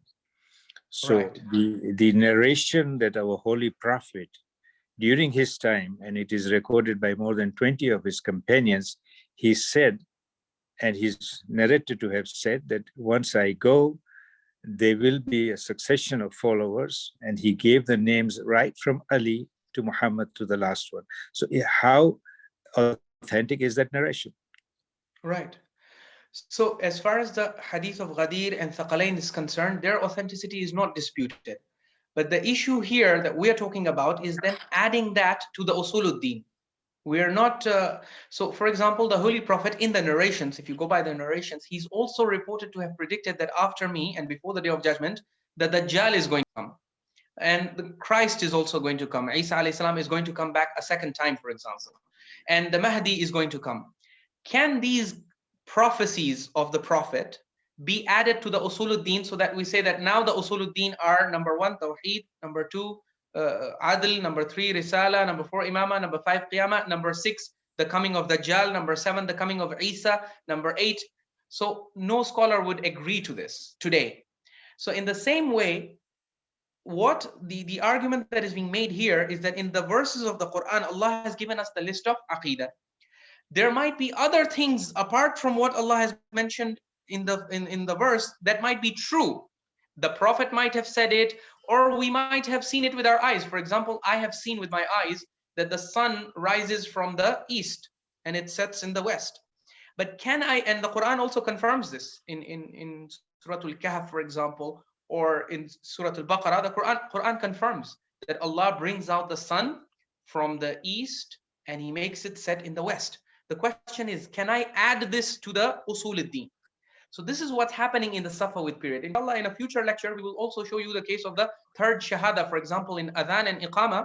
If you look at the Adhan and Iqamah of the Imams of Ahlul Bayt, which is given to us in the earliest sources like Al-Kafi, Man La Yahduruhu Al-Faqih, Tahdhib Al-Ahkam Al-Istibsar, the four main books of Shia Hadith, there is no mention of the third Shahada. The Imams of Ahlul Bayt, it is absolutely clear when they gave Adhan and Iqamah, they did not make any mention of Ashhadu anna Aliyan Waliullah or Ashhadu anna Aliyan Hujjatullah or any of that. Later on in the Safavid period, they introduced this practice in the time of Allama Majlisi. They said, we will start saying this in the Adhan publicly. Before that, the Ghulaat in the time of the Imams, they also started this practice. But the classical Shia scholars, they rejected it. And they said, this is not, because the Imams did not insert it in the Adhan and Iqamah, we cannot say it in the Adhan and Iqamah. And that's why you find other classical scholars also arguing, because then the argument was made by the Ghulaat that, do you not believe in the Wilayah of Ali? Don't you believe that Ali is Waliullah? That he and his Awlad al-Ma'sumin are Hujajullah? Don't you believe in all these things? They said, no, we believe in it. But we also believe in many other things. We believe, for example, that Hassan and Hussein are the leaders and the masters of the youth of paradise. Can I add this in my Adhan and Iqamah? Can I say, Ashhadu anna al-Hasana wal-Husayna sayyida shababi ahli jannah? Can I say this in the Adhan? Say, no, you can't say it in the Adhan and you can't say it in the Iqamah. Why not? If Rasulullah said it, if we believe it, then why can't we add it in the Adhan? The answer of the classical scholars was, because we have received the Azan of the Imams of Ahlul Bayt, and in their Azan there is no mention of Wilayah. And in their Iqamah, there is no mention of Wilayah. So what they did not add, you do not have the right to come on and add it later on. This was the argument of the classical scholars.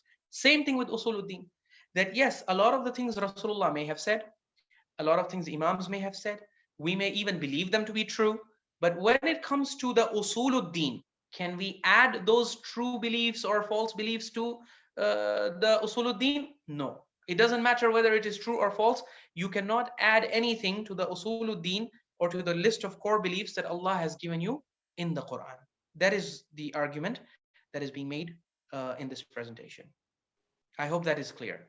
Thank you, Shaykh Sahib. I'm told there are a lot more questions, so I'll give time to the others who have questions. And I apologize for the time having taken so much of your time. Thank you. Okay, Jazakallah, and it was great to hear from you, inshallah, and we look forward to benefiting from your insights in future sessions, inshallah, as well. Thank you, Dr. Asghar Mughadina, and thank you, Syed, for clarifying those questions. There are two questions pertinent to the verse from Surah 2, Ayah 177, so I'll just combine them. First one is from Sabira Devji saying the poor rate that is mentioned, is that zakah, khums, and or sadaqah? In the same verse, it speaks earlier about giving the needy, wayfarer, etc. Is that separate from the poor rate? And the second question is from Abbas Rashid saying regarding the list derived from 2:177, fasting is not described in the ayah. Doesn't this show the list is not comprehensive? Meaning other things would also be included in furu'id-din other than what is in the ayah. Right. Okay. So with regard to, let's go to the question about 177 of Surah Al-Baqarah. If we can, so she's asking about the poor rate that's mentioned here. So the poor rate is mentioned here, wa'ata zakata, right? So this is the zakat that Allah has made wajib on you to give to the poor. That's 2.5% of your annual savings. But then after that, Allah subhanahu wa ta'ala, over and above this zakat, he also mentions giving money to the wil qurba, to your relatives, to orphans, to general poor people, to those who are stranded travelers, and to the sa'ilin, to those who are beggars. If you look at these categories, they are not necessarily, apart from the masakin, the rest of these categories are not exactly zakat categories. because Allah has actually laid out the zakat categories in Surah number 9, verse number 60. So in that verse, he says, إِنَّمَا الصَّدَقَاتُ لِلْفُقَرَاءِ وَالْمَسَاكِينَ وَالْعَامِلِينَ عَلَيْهَا وَالْمُؤَلَّفَةِ قُلُوبُهُمْ وَفِي الرِّقَابِ وَالْغَارِمِينَ وَفِي سَبِيلِ اللَّهِ وَابْنِ السَّبِيلِ فَرِيضَةً مِّنَ اللَّهِ. That the wajib sadaqah, Allah refers to zakat as the wajib sadaqah, the sadaqah that you have to give whether you like or you don't. So he says the wajib sadaqah is reserved by Allah for the number one, fuqara, for the poor people, the masakin, the needy people. And then wal amilina alayha, the zakat workers, yani the people who collect the zakat. So during the time of the Prophet, there used to be officials who used to go and collect the zakat. Allah also gave them a share of the zakat money because they did not have any other source of livelihood. They were too busy collecting the zakat tax, and as a result, they could not sustain themselves. So Allah gave them a share in zakat as well. وَالْعَامِلِينَ عَلَيْهَا وَالْمُؤَلَّفَةِ قُلُوبُهُمْ, people whose hearts are inclined towards Islam, potential converts. وَفِي الرِّقَابِ, freeing slaves. وَالْغَارِمِينَ, helping out those people who are drowning in debt. وَفِي سَبِيلِ اللَّهِ وَابْنِ السَّبِيلِ, and wabn sabil, those people who are stranded during travel, and wabn sabil, the wayfarer. So those are the categories for zakat. Here are the categories that Allah is mentioning. He has taken some of the categories of zakat, but he has added other categories as well, which are not eligible for zakat, like the sa'ilin, like those who beg on the street, the beggars, or for example, the orphans. The orphans, you can give them zakat, but not in their capacity as orphans, but rather in their capacity as masakin. If there is an orphan person who is also poor, then you can give him zakat. But min bab annahu faqir, yani on the basis that he's a faqir person, he's needy and poor. So in terms of the money that Allah is asking you to spend, he's mentioning both in this verse. He's mentioning the wajib zakat, as you can see, wa aqama salata wa ata zakat, that is the wajib zakat. And the money that he's mentioning before that, spending money on the zawil qurba and yatama and masakin, this is mustahab sadaqah. So Allah is promoting both of these things in this verse. Now, as far as the question of Allah not mentioning fasting in this verse is concerned, no one has ever claimed that this verse contains the full list of furu'id. Also, we are not saying that the usuluddin should be derived from this verse. No, the usuluddin are to be derived from verse 285. That is the verse that's talking about Aman al-Rasul.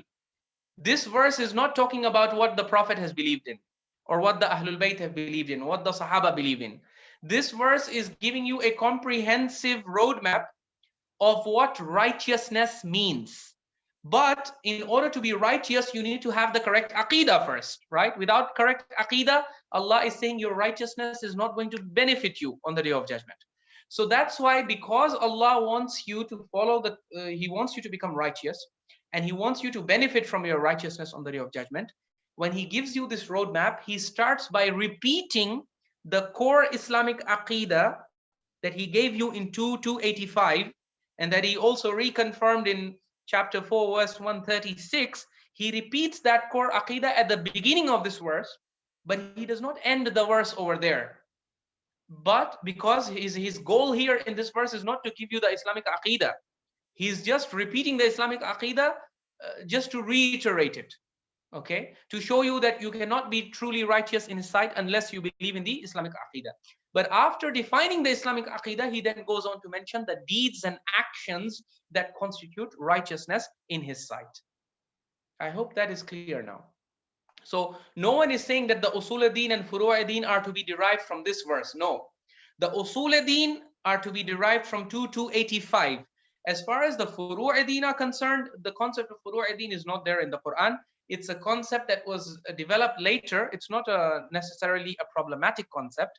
The furu'-e-din is just a list of the wajibat that you are required. Okay, so the list of wajibat is not, you don't find it in one place in the Quran. It's scattered throughout the Quran.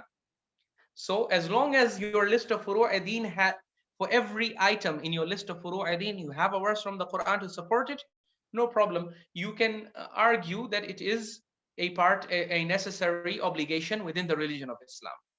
But the Quran only talks about the core aqidah, the core belief system, and it gives you a photograph of what Rasulullah and the early Muslims believed in.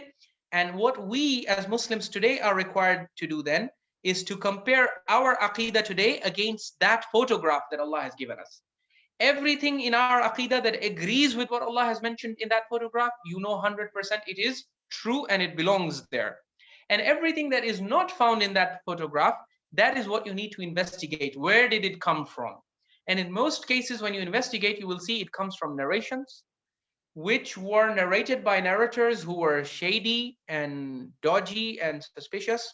And many of them have been discredited and accused of being outright liars. But later on, due to sectarian considerations, those narrations were accepted and beliefs were based on them. Syed, to confirm, is time okay with you?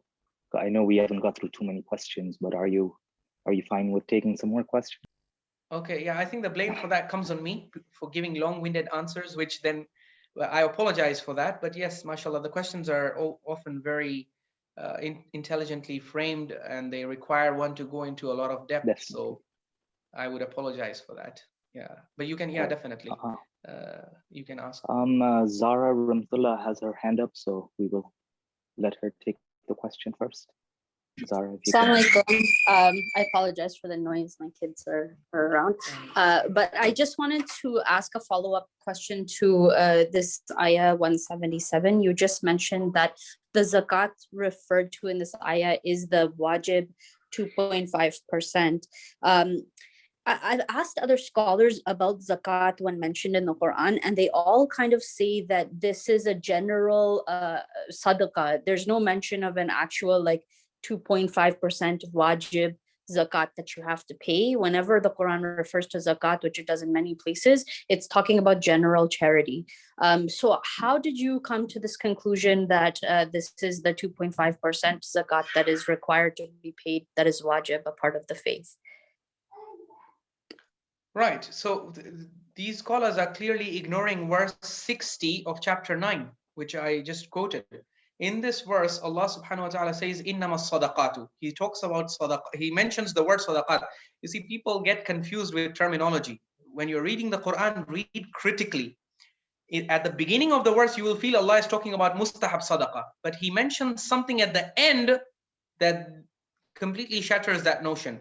So walk with me as we go through the verse. Allah says, Innama sadaqatu lil fuqara'i wal masakin wal amilina alayha wal mu'allafati qulubuhum wa fir riqabi wal gharimina wa fi sabilillahi wa ibnis sabili faridatan min Allah. Allah says, indeed, the sadaqat are for the poor and the needy and the zakat workers and those who are drowning in debt and those who are the wayfarers and in the way of Allah.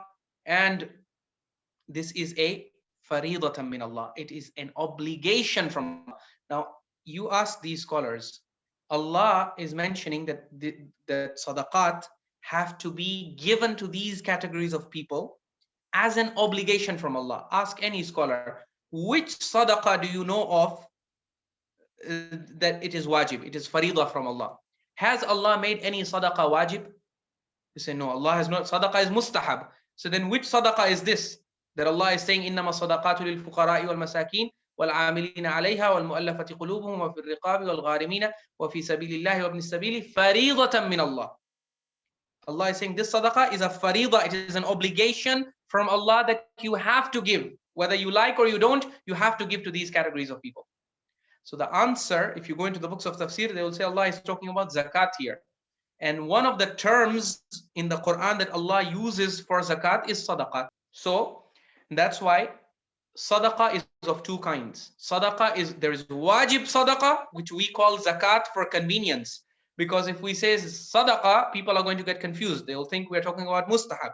In our communities today, see, in the time of the Prophet, if you said innama sadaqat, everyone would understand you are referring to zakat. Even the person who used to collect zakat was not called, in many times in the narrations, you see he's referred to as amilu sadaqat. He's the collector of the sadaqat. So in the terminology of the Quran, sadaqat is a term that is used to refer to the zakat. How do you know? From the term faridatan min Allah, an obligation from Allah. We know that the mustahab sadaqah that you give to the maskini on the street, that is not wajib, it is mustahab. So clearly Allah is not talking about that mustahab charity. He's talking about the obligatory charity. That's number one. When you come to the ahadith also, this is also something you can ask the scholars. In Nahj al-Balagha, you have the statement of Amirul Mu'mineen Ali bin Abi Talib salawatullahi wa salamu alayhi, whereby he says, Inna Allah farada fi amwal al-aghniyai aqwat al-fuqara, fama ja'a faqirun illa bima mutti'a bihi ghaniyun, wallahu subhanahu wa ta'ala sa'iluhum an dhalik. The Imam says that Allah has made the needs of the poor, the food and the sustenance of the poor, He has made it farada, He has made it wajib in the wealth of the poor, of the rich. He has taken the needs of the poor. Let's say I have a poor neighbor who doesn't have enough food to eat. Imam is saying Allah has taken his food, He has put it in my wealth. And so as a rich person, it is wajib on me to give that portion that Allah has made wajib for me to give to that poor. It is fard, it is obligation on me, obligatory on me to take that portion and give it to that poor person.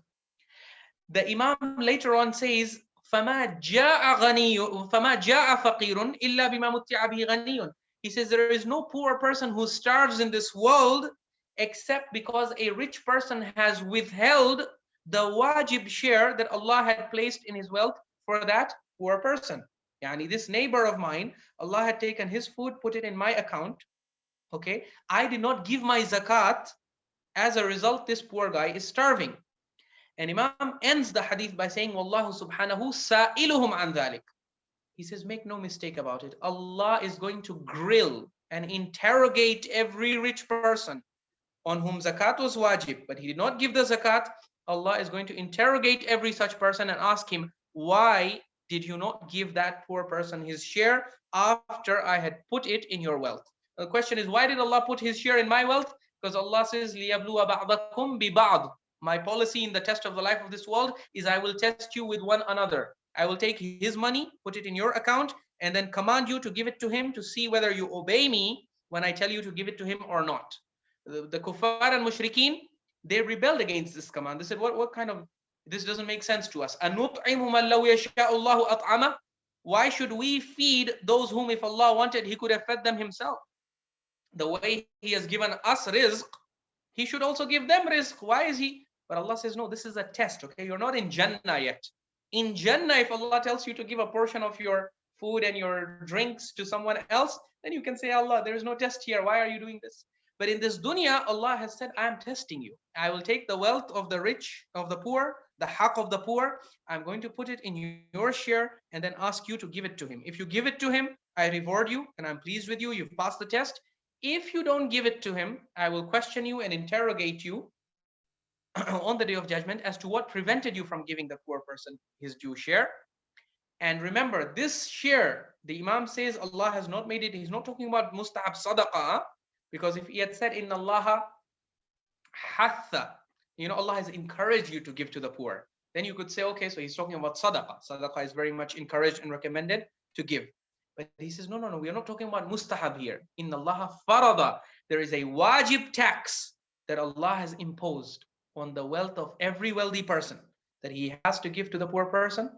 If he doesn't give it, he will be questioned on the day of judgment. And if you go deeper into the narrations point out the punishments in the fire of hell that are reserved for those who do not give zakat. And that's why zakat, as Ayatollah Sayyid Ruhullah al-Khomeini and all the other grand marajah, they say zakat is among the daruriyat ad-din.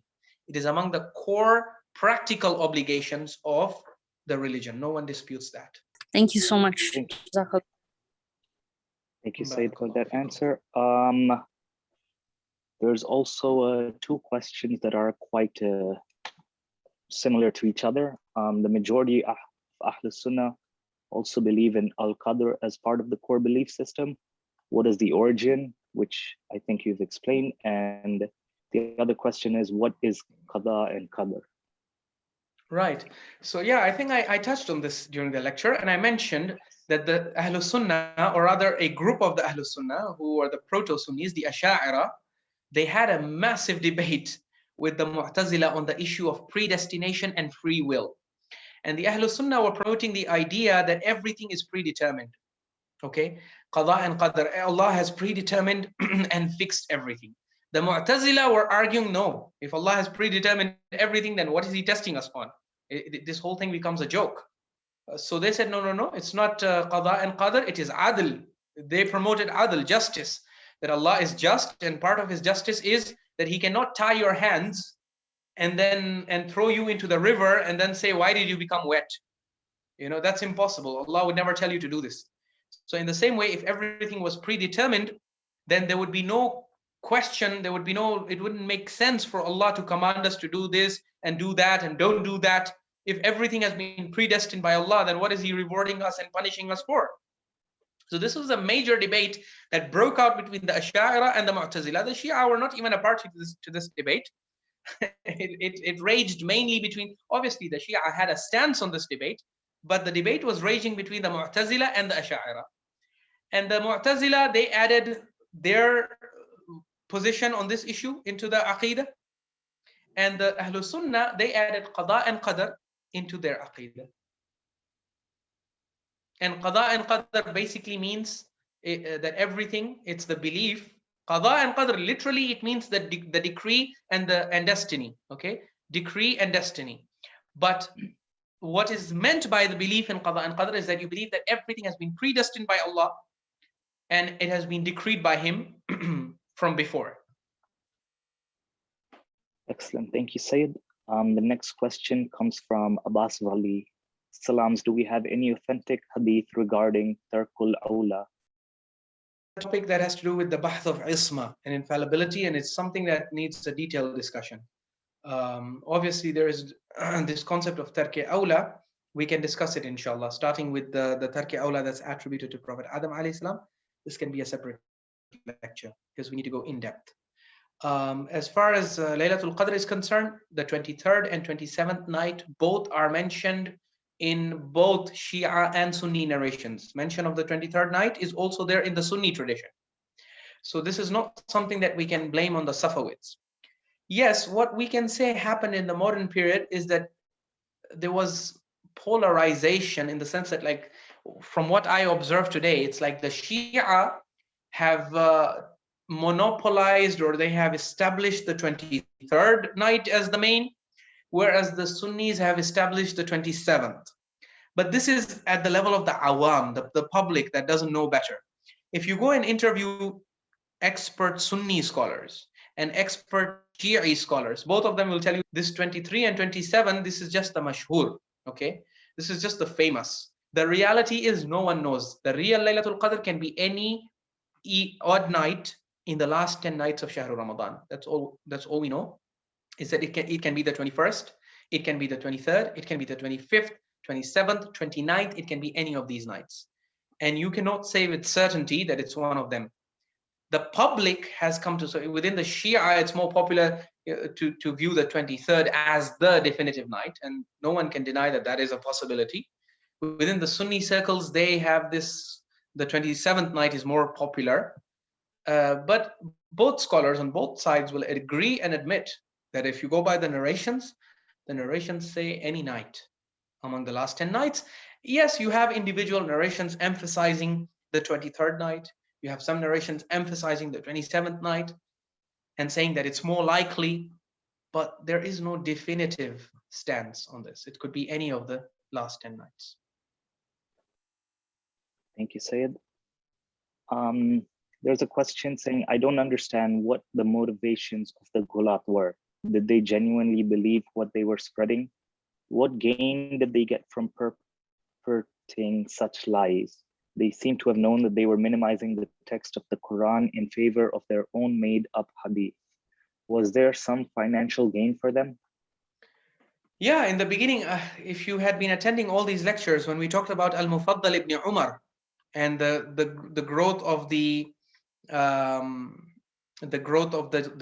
and the Mufawwida, we talked about how Al-Mufaddal ibn Umar and the others, they were accused, even in the classical period, the judge of Kufa, he says that these Ghulaat, the reason why they fabricated narrations was because there was an ignorant group, the ignorant Shia public used to value such narrations a lot. They used to like these narrations, Because the Ghulaat, they invented stuff that's very feel good.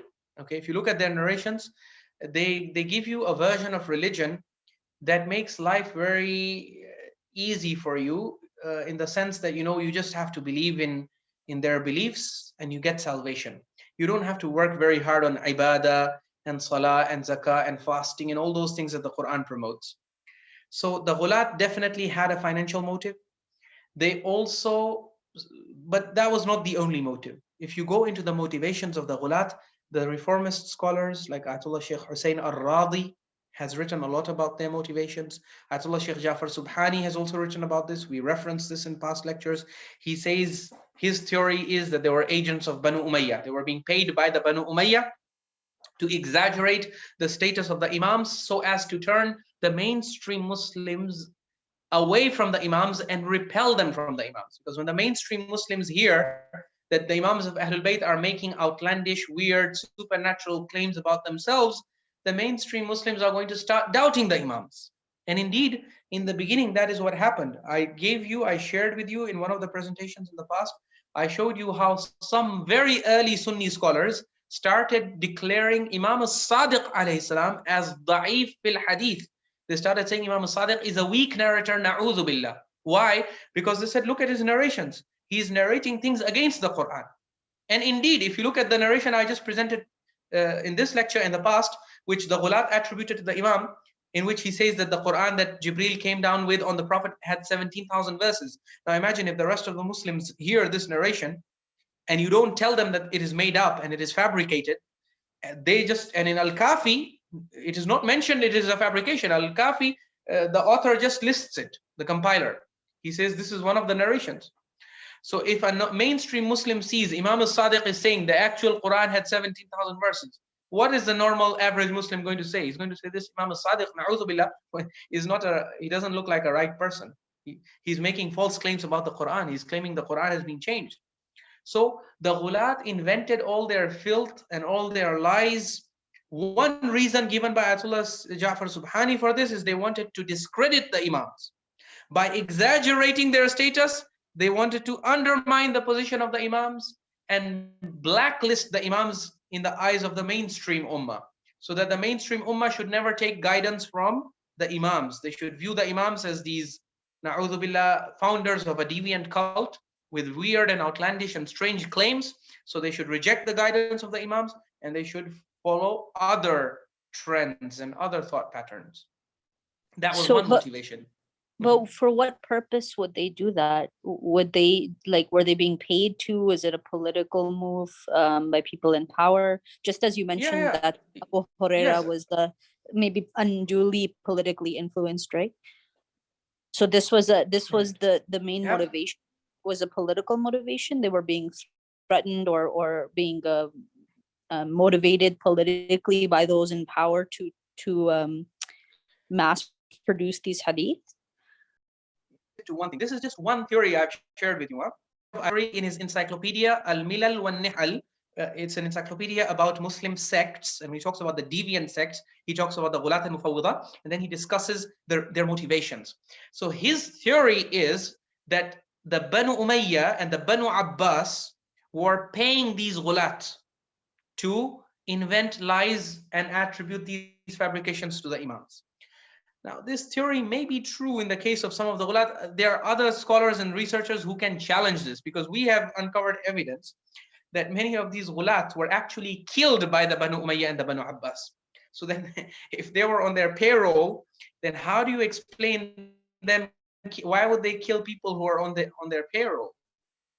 So it's much, the truth, their true motivations cannot be reduced to one thing. First of all, Ghulu is a very large movement. It's a fringe group, but it had thousands of narrators. They had. So different narrators were motivated by different motivations. So for example, if you look at the 17,000 verses narration, one of the narrators of this narration is a Sheikh Kulayni, the author of Al-Kafi. He's a classical Shia scholar. What is he doing promoting this narration? So what is his motivation? I'll tell you what his motivation is. He's looking at the chain, and to him, the chain does not appear very disturbing. So he is just going by the chain. He doesn't care what the claims are what the nature of the claims is that are being made. If there is a narration, it has been attributed to the Imams, he will include it in the book. He's not too concerned about what the narration is saying. As long as it is attributed to the Imam, he's picking it up and putting it in his book. So now you cannot say Sheikh Kulayni was promoting this narration because he wanted money from someone. No, he was not being paid by anyone. Okay, but in his case, Sheikh al-Kulayni transmitted many false and fabricated narrations because of his, you can say, because of his ignorance. He did not know that they were fabrications. And he did not realize, he was not a very strong critical thinker. And as a result of this, he ended up promoting a lot of narrations, including the narration that Imam Hassan alayhi salam, for example, is a mitlaq. That narration in Al-Kafi, which he narrates from Imam al-Sadiq, that na'udhu billah, Imam al-Sadiq claimed that Imam Amir al-Mu'mineen got up on the mimbar of Kufa and he said, don't marry your daughters to Al-Hasan because he is a serial divorcer, na'udhu billah. This fabricated narration, this is pure Umayyad propaganda. But it's found in Al-Kafi, the oldest and most authoritative Shia book of Hadith. And who added it to Al-Kafi? The author, Al-Kulayni. So what was Al-Kulayni thinking when he added this Hadith? He was thinking what the rest of the Akhbari scholars taught, is that if a narration has been attributed to the Imam and the narrators are trustworthy, we accept it. Now, according to Sheikh al-Kulayni, by his standards, all the narrators in the chain of this narration were authentic. So he included it. All the narrators were reliable by his standards. And that's why the Akhbaris to this very day, they continue to believe that this narration is sahih. That yes, Imam Ali alayhi salam did discredit Imam al-Hasan in this manner, na'udhu billah. But obviously the usuli scholars will never accept this. You go to the Maraji' and the today's scholars, they will say this is a fabricated narration. It is Umayyad propaganda. But the problem is the past scholars, they were not so critical in their approach to hadith. So they included it. So Sheikh Kulayni has promoted a lot of ghulu in Al-Kafi. But did he do it for money? I don't think you can argue money. In his case, it is mostly ignorance. He did not know. Many times he was narrating, the chains had deadly Ghulaat in it, but he was not aware of that. Because the encyclopedias of ghulu that we have today, he did not have in his time. So many of the narrators, he probably did not even know that they were dangerous people. He just saw that there's a group of narrators narrating from the Imam. He took their narrations. So many of the Ghulaat, much of ghulu was promoted due to ignorance. Some of it was promoted due to financial considerations. Some of it because there were people who were, they were anti-Islamic elements, Jews and Christians who entered into Islam and they wanted to distort and destroy Islam from within. So they invented narrations on both sides of the aisles, by the way. Sunnis have their equal number of fabrications, their Israeliyat. And as Ayatollah Sayyid Kamal al-Haidari has pointed out, the Shias also have their fair share of Israeliyat. Israeliyat are fabricated narrations invented by Jewish and Christian elements after they entered Islam. Some of these elements, they entered to destroy Islam from within. And so they brought a lot of their garbage and they inserted it into Islam and they attributed it to the Imams of Ahlul Bayt. You'll find a lot of biblical things being attributed to Imams of Ahlul Bayt. That is a separate discussion that we can go into someday. So there's a lot of fabrication in hadith and there are a lot of motivations for why and how those fabrications got there. We cannot reduce them to one single motive, but there are a number of motives. And the financial motive, which you have mentioned, is definitely one of them, but it's not the only motive. Excellent. Thank you, Syed. The last question from the chat is from Hasnain Jigani. Salam Sheikh, how authentic is the hadith of Al-Silsila Al-Zahab narrated from Imam al-Wada alayhi salam? Right. So the hadith of Silsila al-Zahab, if you look at the first part of the hadith actually has an interpolation in it, which is, so the people interpolating it actually, that's why if you notice in the hadith of Silsila al-Zahab, when Imam is in front of 4,000 scholars of the city of Naisapur, okay, in front of, and most of them were mainstream, what you would call today Sunni scholars. So the hadith of Silsilat al-Dhahab, that's why is considered to be one of the most authentic narrations, the first part of it, which he mentioned in front of the 4,000, which is Allah, the Holy Prophet has said, that Allah has said, La ilaha illallah hisni, man dakhala hisni, Amina min adabi. La ilaha illallah, tawheed is my fortress. Anyone who enters the fortress is safe from my adab. This is the part that the entire Muslim Ummah, or I shouldn't say the entire Muslim Ummah, but rather the mainstream Muslim scholars and everyone present, everyone heard Imam al-Rida say this. But the second part of the narration, no one heard it. At least the crowd that was gathered there, bishartiha wa shurutiha, they did not hear it. So that's why the interpolators who interpolated later, they said, okay, so they changed the narrative a little bit. They said, yes, the Imam said the first part of the narration when he was on the camel or on his mount. And then that first part was heard by all the Sunni scholars. That's why this Silsilatul Zahab is also narrated by the Sunnis, by the way. And Ahmad ibn Hanbal, the great Imam of the Ahlul Sunnah, when he heard this narration, it is upon hearing this narration that he remarked that لو قرئ هذا الإسناد على مجنون لبرئ من جنونه. He was taken by the purity of the isnad, because Imam al-Rida alayhi salam, when he narrates this narration, he narrates it from his pious forefathers all the way up to Rasulullah. There's not a single non-imam in this. Okay, it's all حدثني أبي العبد الصالح موسى بن جعفر, حدثني أبي جعفر بن محمد الصادق, حدثني أبي محمد بن علي الباقر, حدثني أبي علي بن الحسين زين العابدين, حدثني أبي سيد شباب أهل الجنة الحسين بن علي, حدثني أبي أمير المؤمنين. When Ahmad ibn Hanbal heard this chain, he said, Wallahi, if you were to read this chain on a madman, he would come back to his sanity. It's such a pure and beautiful chain, and it's so pure. So the authenticity of the first part of this narration was never disputed by the scholars. But then later on, the Ghulaat wanted to add, just as they added to the Quran, they saw this narration. They took every narration that was established and they tried to add something to it. So they added a second part to the narration, but then they were obviously challenged that where did you get this? There were 4,000 witnesses to this hadith of Silsilatul Zahab. No one heard Imam al-Rida mention what you are claiming, the second part. So they said no. That's why if you look at the modified narration, they say Imam al-Rida said this in front of the mainstream scholars, and then he went ahead.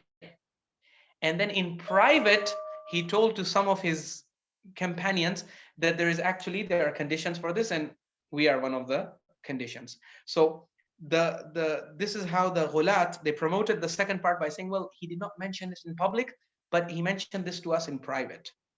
That was their claim about the hadith of Silsilatul Zahab. Okay, there are two more questions here, which if you permit, I can answer because they are also the last. Is it by Arshin Devji? Yeah, I think it's a good, let's see, what's the question? What was the actual motive of the Ghulaat? Yeah. To revive earlier Ghulaat? Yeah, to revive earlier Ghulaat narrations to intentionally corrupt Islam. Was it intentional? This seems like a very intentional and organized conspiracy. Can you please talk about this? Is it truly this organized? It seems unrealistic. Okay, so inshallah, in the next lecture, if we have the opportunity, we will delve deep into this. Yes, it was it was definitely an organized conspiracy. And the Safavid Shia scholars, the Safavid Akhbari Shia scholars, they actively worked to revive everything that the classical Shia scholars had destroyed and buried and dismissed as ghulu. In the Safavid period, scholars like Allama Majlisi, they brought these things out. So for example, in the classical period, the classical Shia scholars like Sheikh Saduq had rejected the practice of third shahada in azan. Ashhadu anna aliyan waliullah, ashhadu anna aliyan hujjatullah. They had said it is haram to say this in azan. It is bid'ah. You will be punished by Allah for adding stuff to his religion. Who said this? The classical Shia scholars. But the Ghulaat, the classical Shia Ghulaat, they said, no, you have to add this to the azan. And you must add it to the iqamah. And they used to add it to the iqamah. But the classical Shia, mainstream Shia scholars in the classical period, they destroyed this practice in the mainstream Shia circles. So that only the fringe group and the deviant Ghulaat, they used to say it in their azan and iqamah. If you went to a traditional Shia masjid in the classical period, you would not hear Ashhadu anna aliyan waliullah in the adhan or iqamah. But in the Safavid period, what did they do? The Safavids, like Allama Majlisi, they destroyed the classical tradition, they attacked it, and they buried it, and they resurrected the ghulu tradition which the classical scholars had buried. They resurrected it and they mainstreamed it. By mainstreaming it, I mean they promoted it and they established it. And they said, this is the true Shiaism. Why did they do that? Because of the Ottoman threat. The Ottoman Empire was a Sunni empire. It was annexing territories left, right, and center. The Safavids, political leaders and scholars both feared that the Ottomans would annex Iran. They would conquer Iran and they would annex it to their empire. So they followed this policy of making Shiaism as different as possible from Sunnism by resurrecting the Ghulu elements. Because if you go by the classical Shiaism is not the differences are not as pronounced, okay, as opposed to what the Ghulu based Shiism is. So the Safavid scholars, they get the credit for reviving the buried legacy of the Ghulaat and making it the actual Shiaism that you then have inherited today. And the second question was, where did the teaching of the 5 pillars of Islam come from? Shahada, Salat, Saum, Zakat, Hajj. Yeah, so this comes from the ahadith. This comes from the ahadith. And in the Sunni version, you have Shahada, Salat, Saum, Zakat, Hajj. In the Shia version, you have Shahada, Salat, Saum, Zakat, Hajj, and Wilayah. The Wilayah has been added because for the Ghulaat, the Aqidah of Wilayah was very central to the identity, the sectarian identity that they wanted to create. It's not that the classical Shia scholars did not believe in Wilayah. The classical Shia scholars, they believe in Imams of Ahlul Bayt and they believe that you should follow their guidance. But they say, Baba, everything that you believe, you don't add it to the list. We also believe that the sun rises from the east, but we don't add it to the azan and iqamah. Even though it's a truthful statement that the sun rises from the east and sets in the west, but you cannot add it to the iqamah. Al-Hasan and Hussein are imams of guidance. Yes, they are, but you don't add that to the azan and iqamah. Because if you add it to the azan and iqamah, then look at what's happening today. There's a group of people, this is now the Ghulaat, mashallah, of the 21st century. Yeah? This is Ghulaat 2.0. I don't know which version of Ghulu it is. You can name it yourself. But there is a group of Ghulaat in Pakistan. They're Malangs or whatever you like to call them. They have said that, you know what? We should add the third Shahada to Tashahhud in Salah as well. So the Tashahhud that you recite while sitting down, when you say Ashhadu anna, you testify that there is no God but Allah. Ashhadu an la ilaha illallah wahdahu la sharika lah. And then you say Ashhadu anna Muhammadan abduhu wa rasuluh. They say that add the third Shahada here as well. So no, you can't add it. Say, why not? They say you can't add it because the tashahhud has been received from the imams and the Prophet.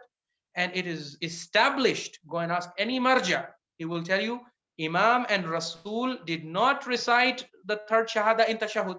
So how are you reciting? But then the question comes, Imam and Rasul also did not recite in the azan and iqamah. So how come you're reciting it over there? So that's where the Maraja and the scholars, they come and they say, okay, yeah, if you recite it believing it is part of the azan, then your azan is basically void. But if you believe it's not part of the azan, but you're just reciting it like that, then it's not a problem. But this is still different from what the classical scholars, they had no tolerance for this. They said, no, it doesn't matter. You consider it part of the azan, not part of, you don't recite it. Because Shi'ism is all about following the example of the Imam. Shi'ism does not mean you become more Catholic than the Pope or more loyal than the Queen. And you start adding things into the azan and iqamah from your own pocket. Even if they're true, you don't add them because you are supposed to follow and copy and imitate the Imam. Your azan should match the azan of the Imam that's recorded in the earliest sources. And your iqamah should match his iqamah. You cannot add anything from your own pocket.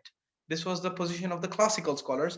But during the Safavid period, the Safavids, they followed the Ghulu tradition. The Ghulu tradition says, no, all our beliefs that we believe to be true, we are going to insert them everywhere possible. In the azan, in the iqamah, in the tashahhud, and they invented narrations for it. So they invented a narration from Imam al-Sadiq saying that Imam al-Sadiq has said that whenever you testify that there is no God but Allah and Muhammad is the messenger, also make sure you add the third shahada, wherever you testify. So they use this narration because it was not easy for the Safavids to introduce the third shahada. They faced opposition in the beginning from the Shia themselves. The Shia were like, where are you coming? Where did you get this third shahada from? I said, no. We have hadith from Imam al-Sadiq a hadith narrated by one of the most notorious Ghulaat, discredited by Sheikh al-Saduq and all his teachers, that Imam al-Sadiq says, wherever you testify to these two things, Tawheed and Risala, you must also testify, follow it up with testimony of Wilayah. So they said, because Imam al-Sadiq has said this, in Azan and Iqamah, we are testifying to Tawheed, we are testifying to Risala. So according to the command of Imam al-Sadiq, we should also now testify to Wilayah. This narration was dismissed by the classical scholars. But in the Safavid period, Allama Majlisi and others, they rescued this narration and said, no, this is actually the hadith of Imam al-Sadiq, and we're going to start following it from today. But then the problem is, and to this very day, Ayatollah Sheikh Muhammad al-Sanad has written a whole book justifying the practice of reciting third shahada in Azan and Iqamah. What these scholars don't realize is that the logic and the arguments they're using to support third shahada in Azan and Iqamah, those exact same narrations can be used to prove that you should also recite tashahhud, you should also recite third shahada in tashahhud as well. So if you're going to add it over in Azan and Iqamah, then you cannot stop them from adding it into tashahhud, because ultimately the third shahada is a bid'ah, whether it is in tashahhud or whether it is in Azan and Iqamah. If you look at the earliest Azan and Iqamah of the Imams in the early sources, it is not there. So I apologize for long-winded answers, but yeah, I wanted to clarify that, and inshallah we can shed more insight and actually bring the evidences in a future lecture if we have the opportunity for that, inshallah. Yes, I was saying we are out of time, but Dr. Asghar Mouladina had his hand up. So if he would like to ask a follow-up question, we will actually, he's logged off now. So inshallah next week. Thank you so much for your time, Syed, once again.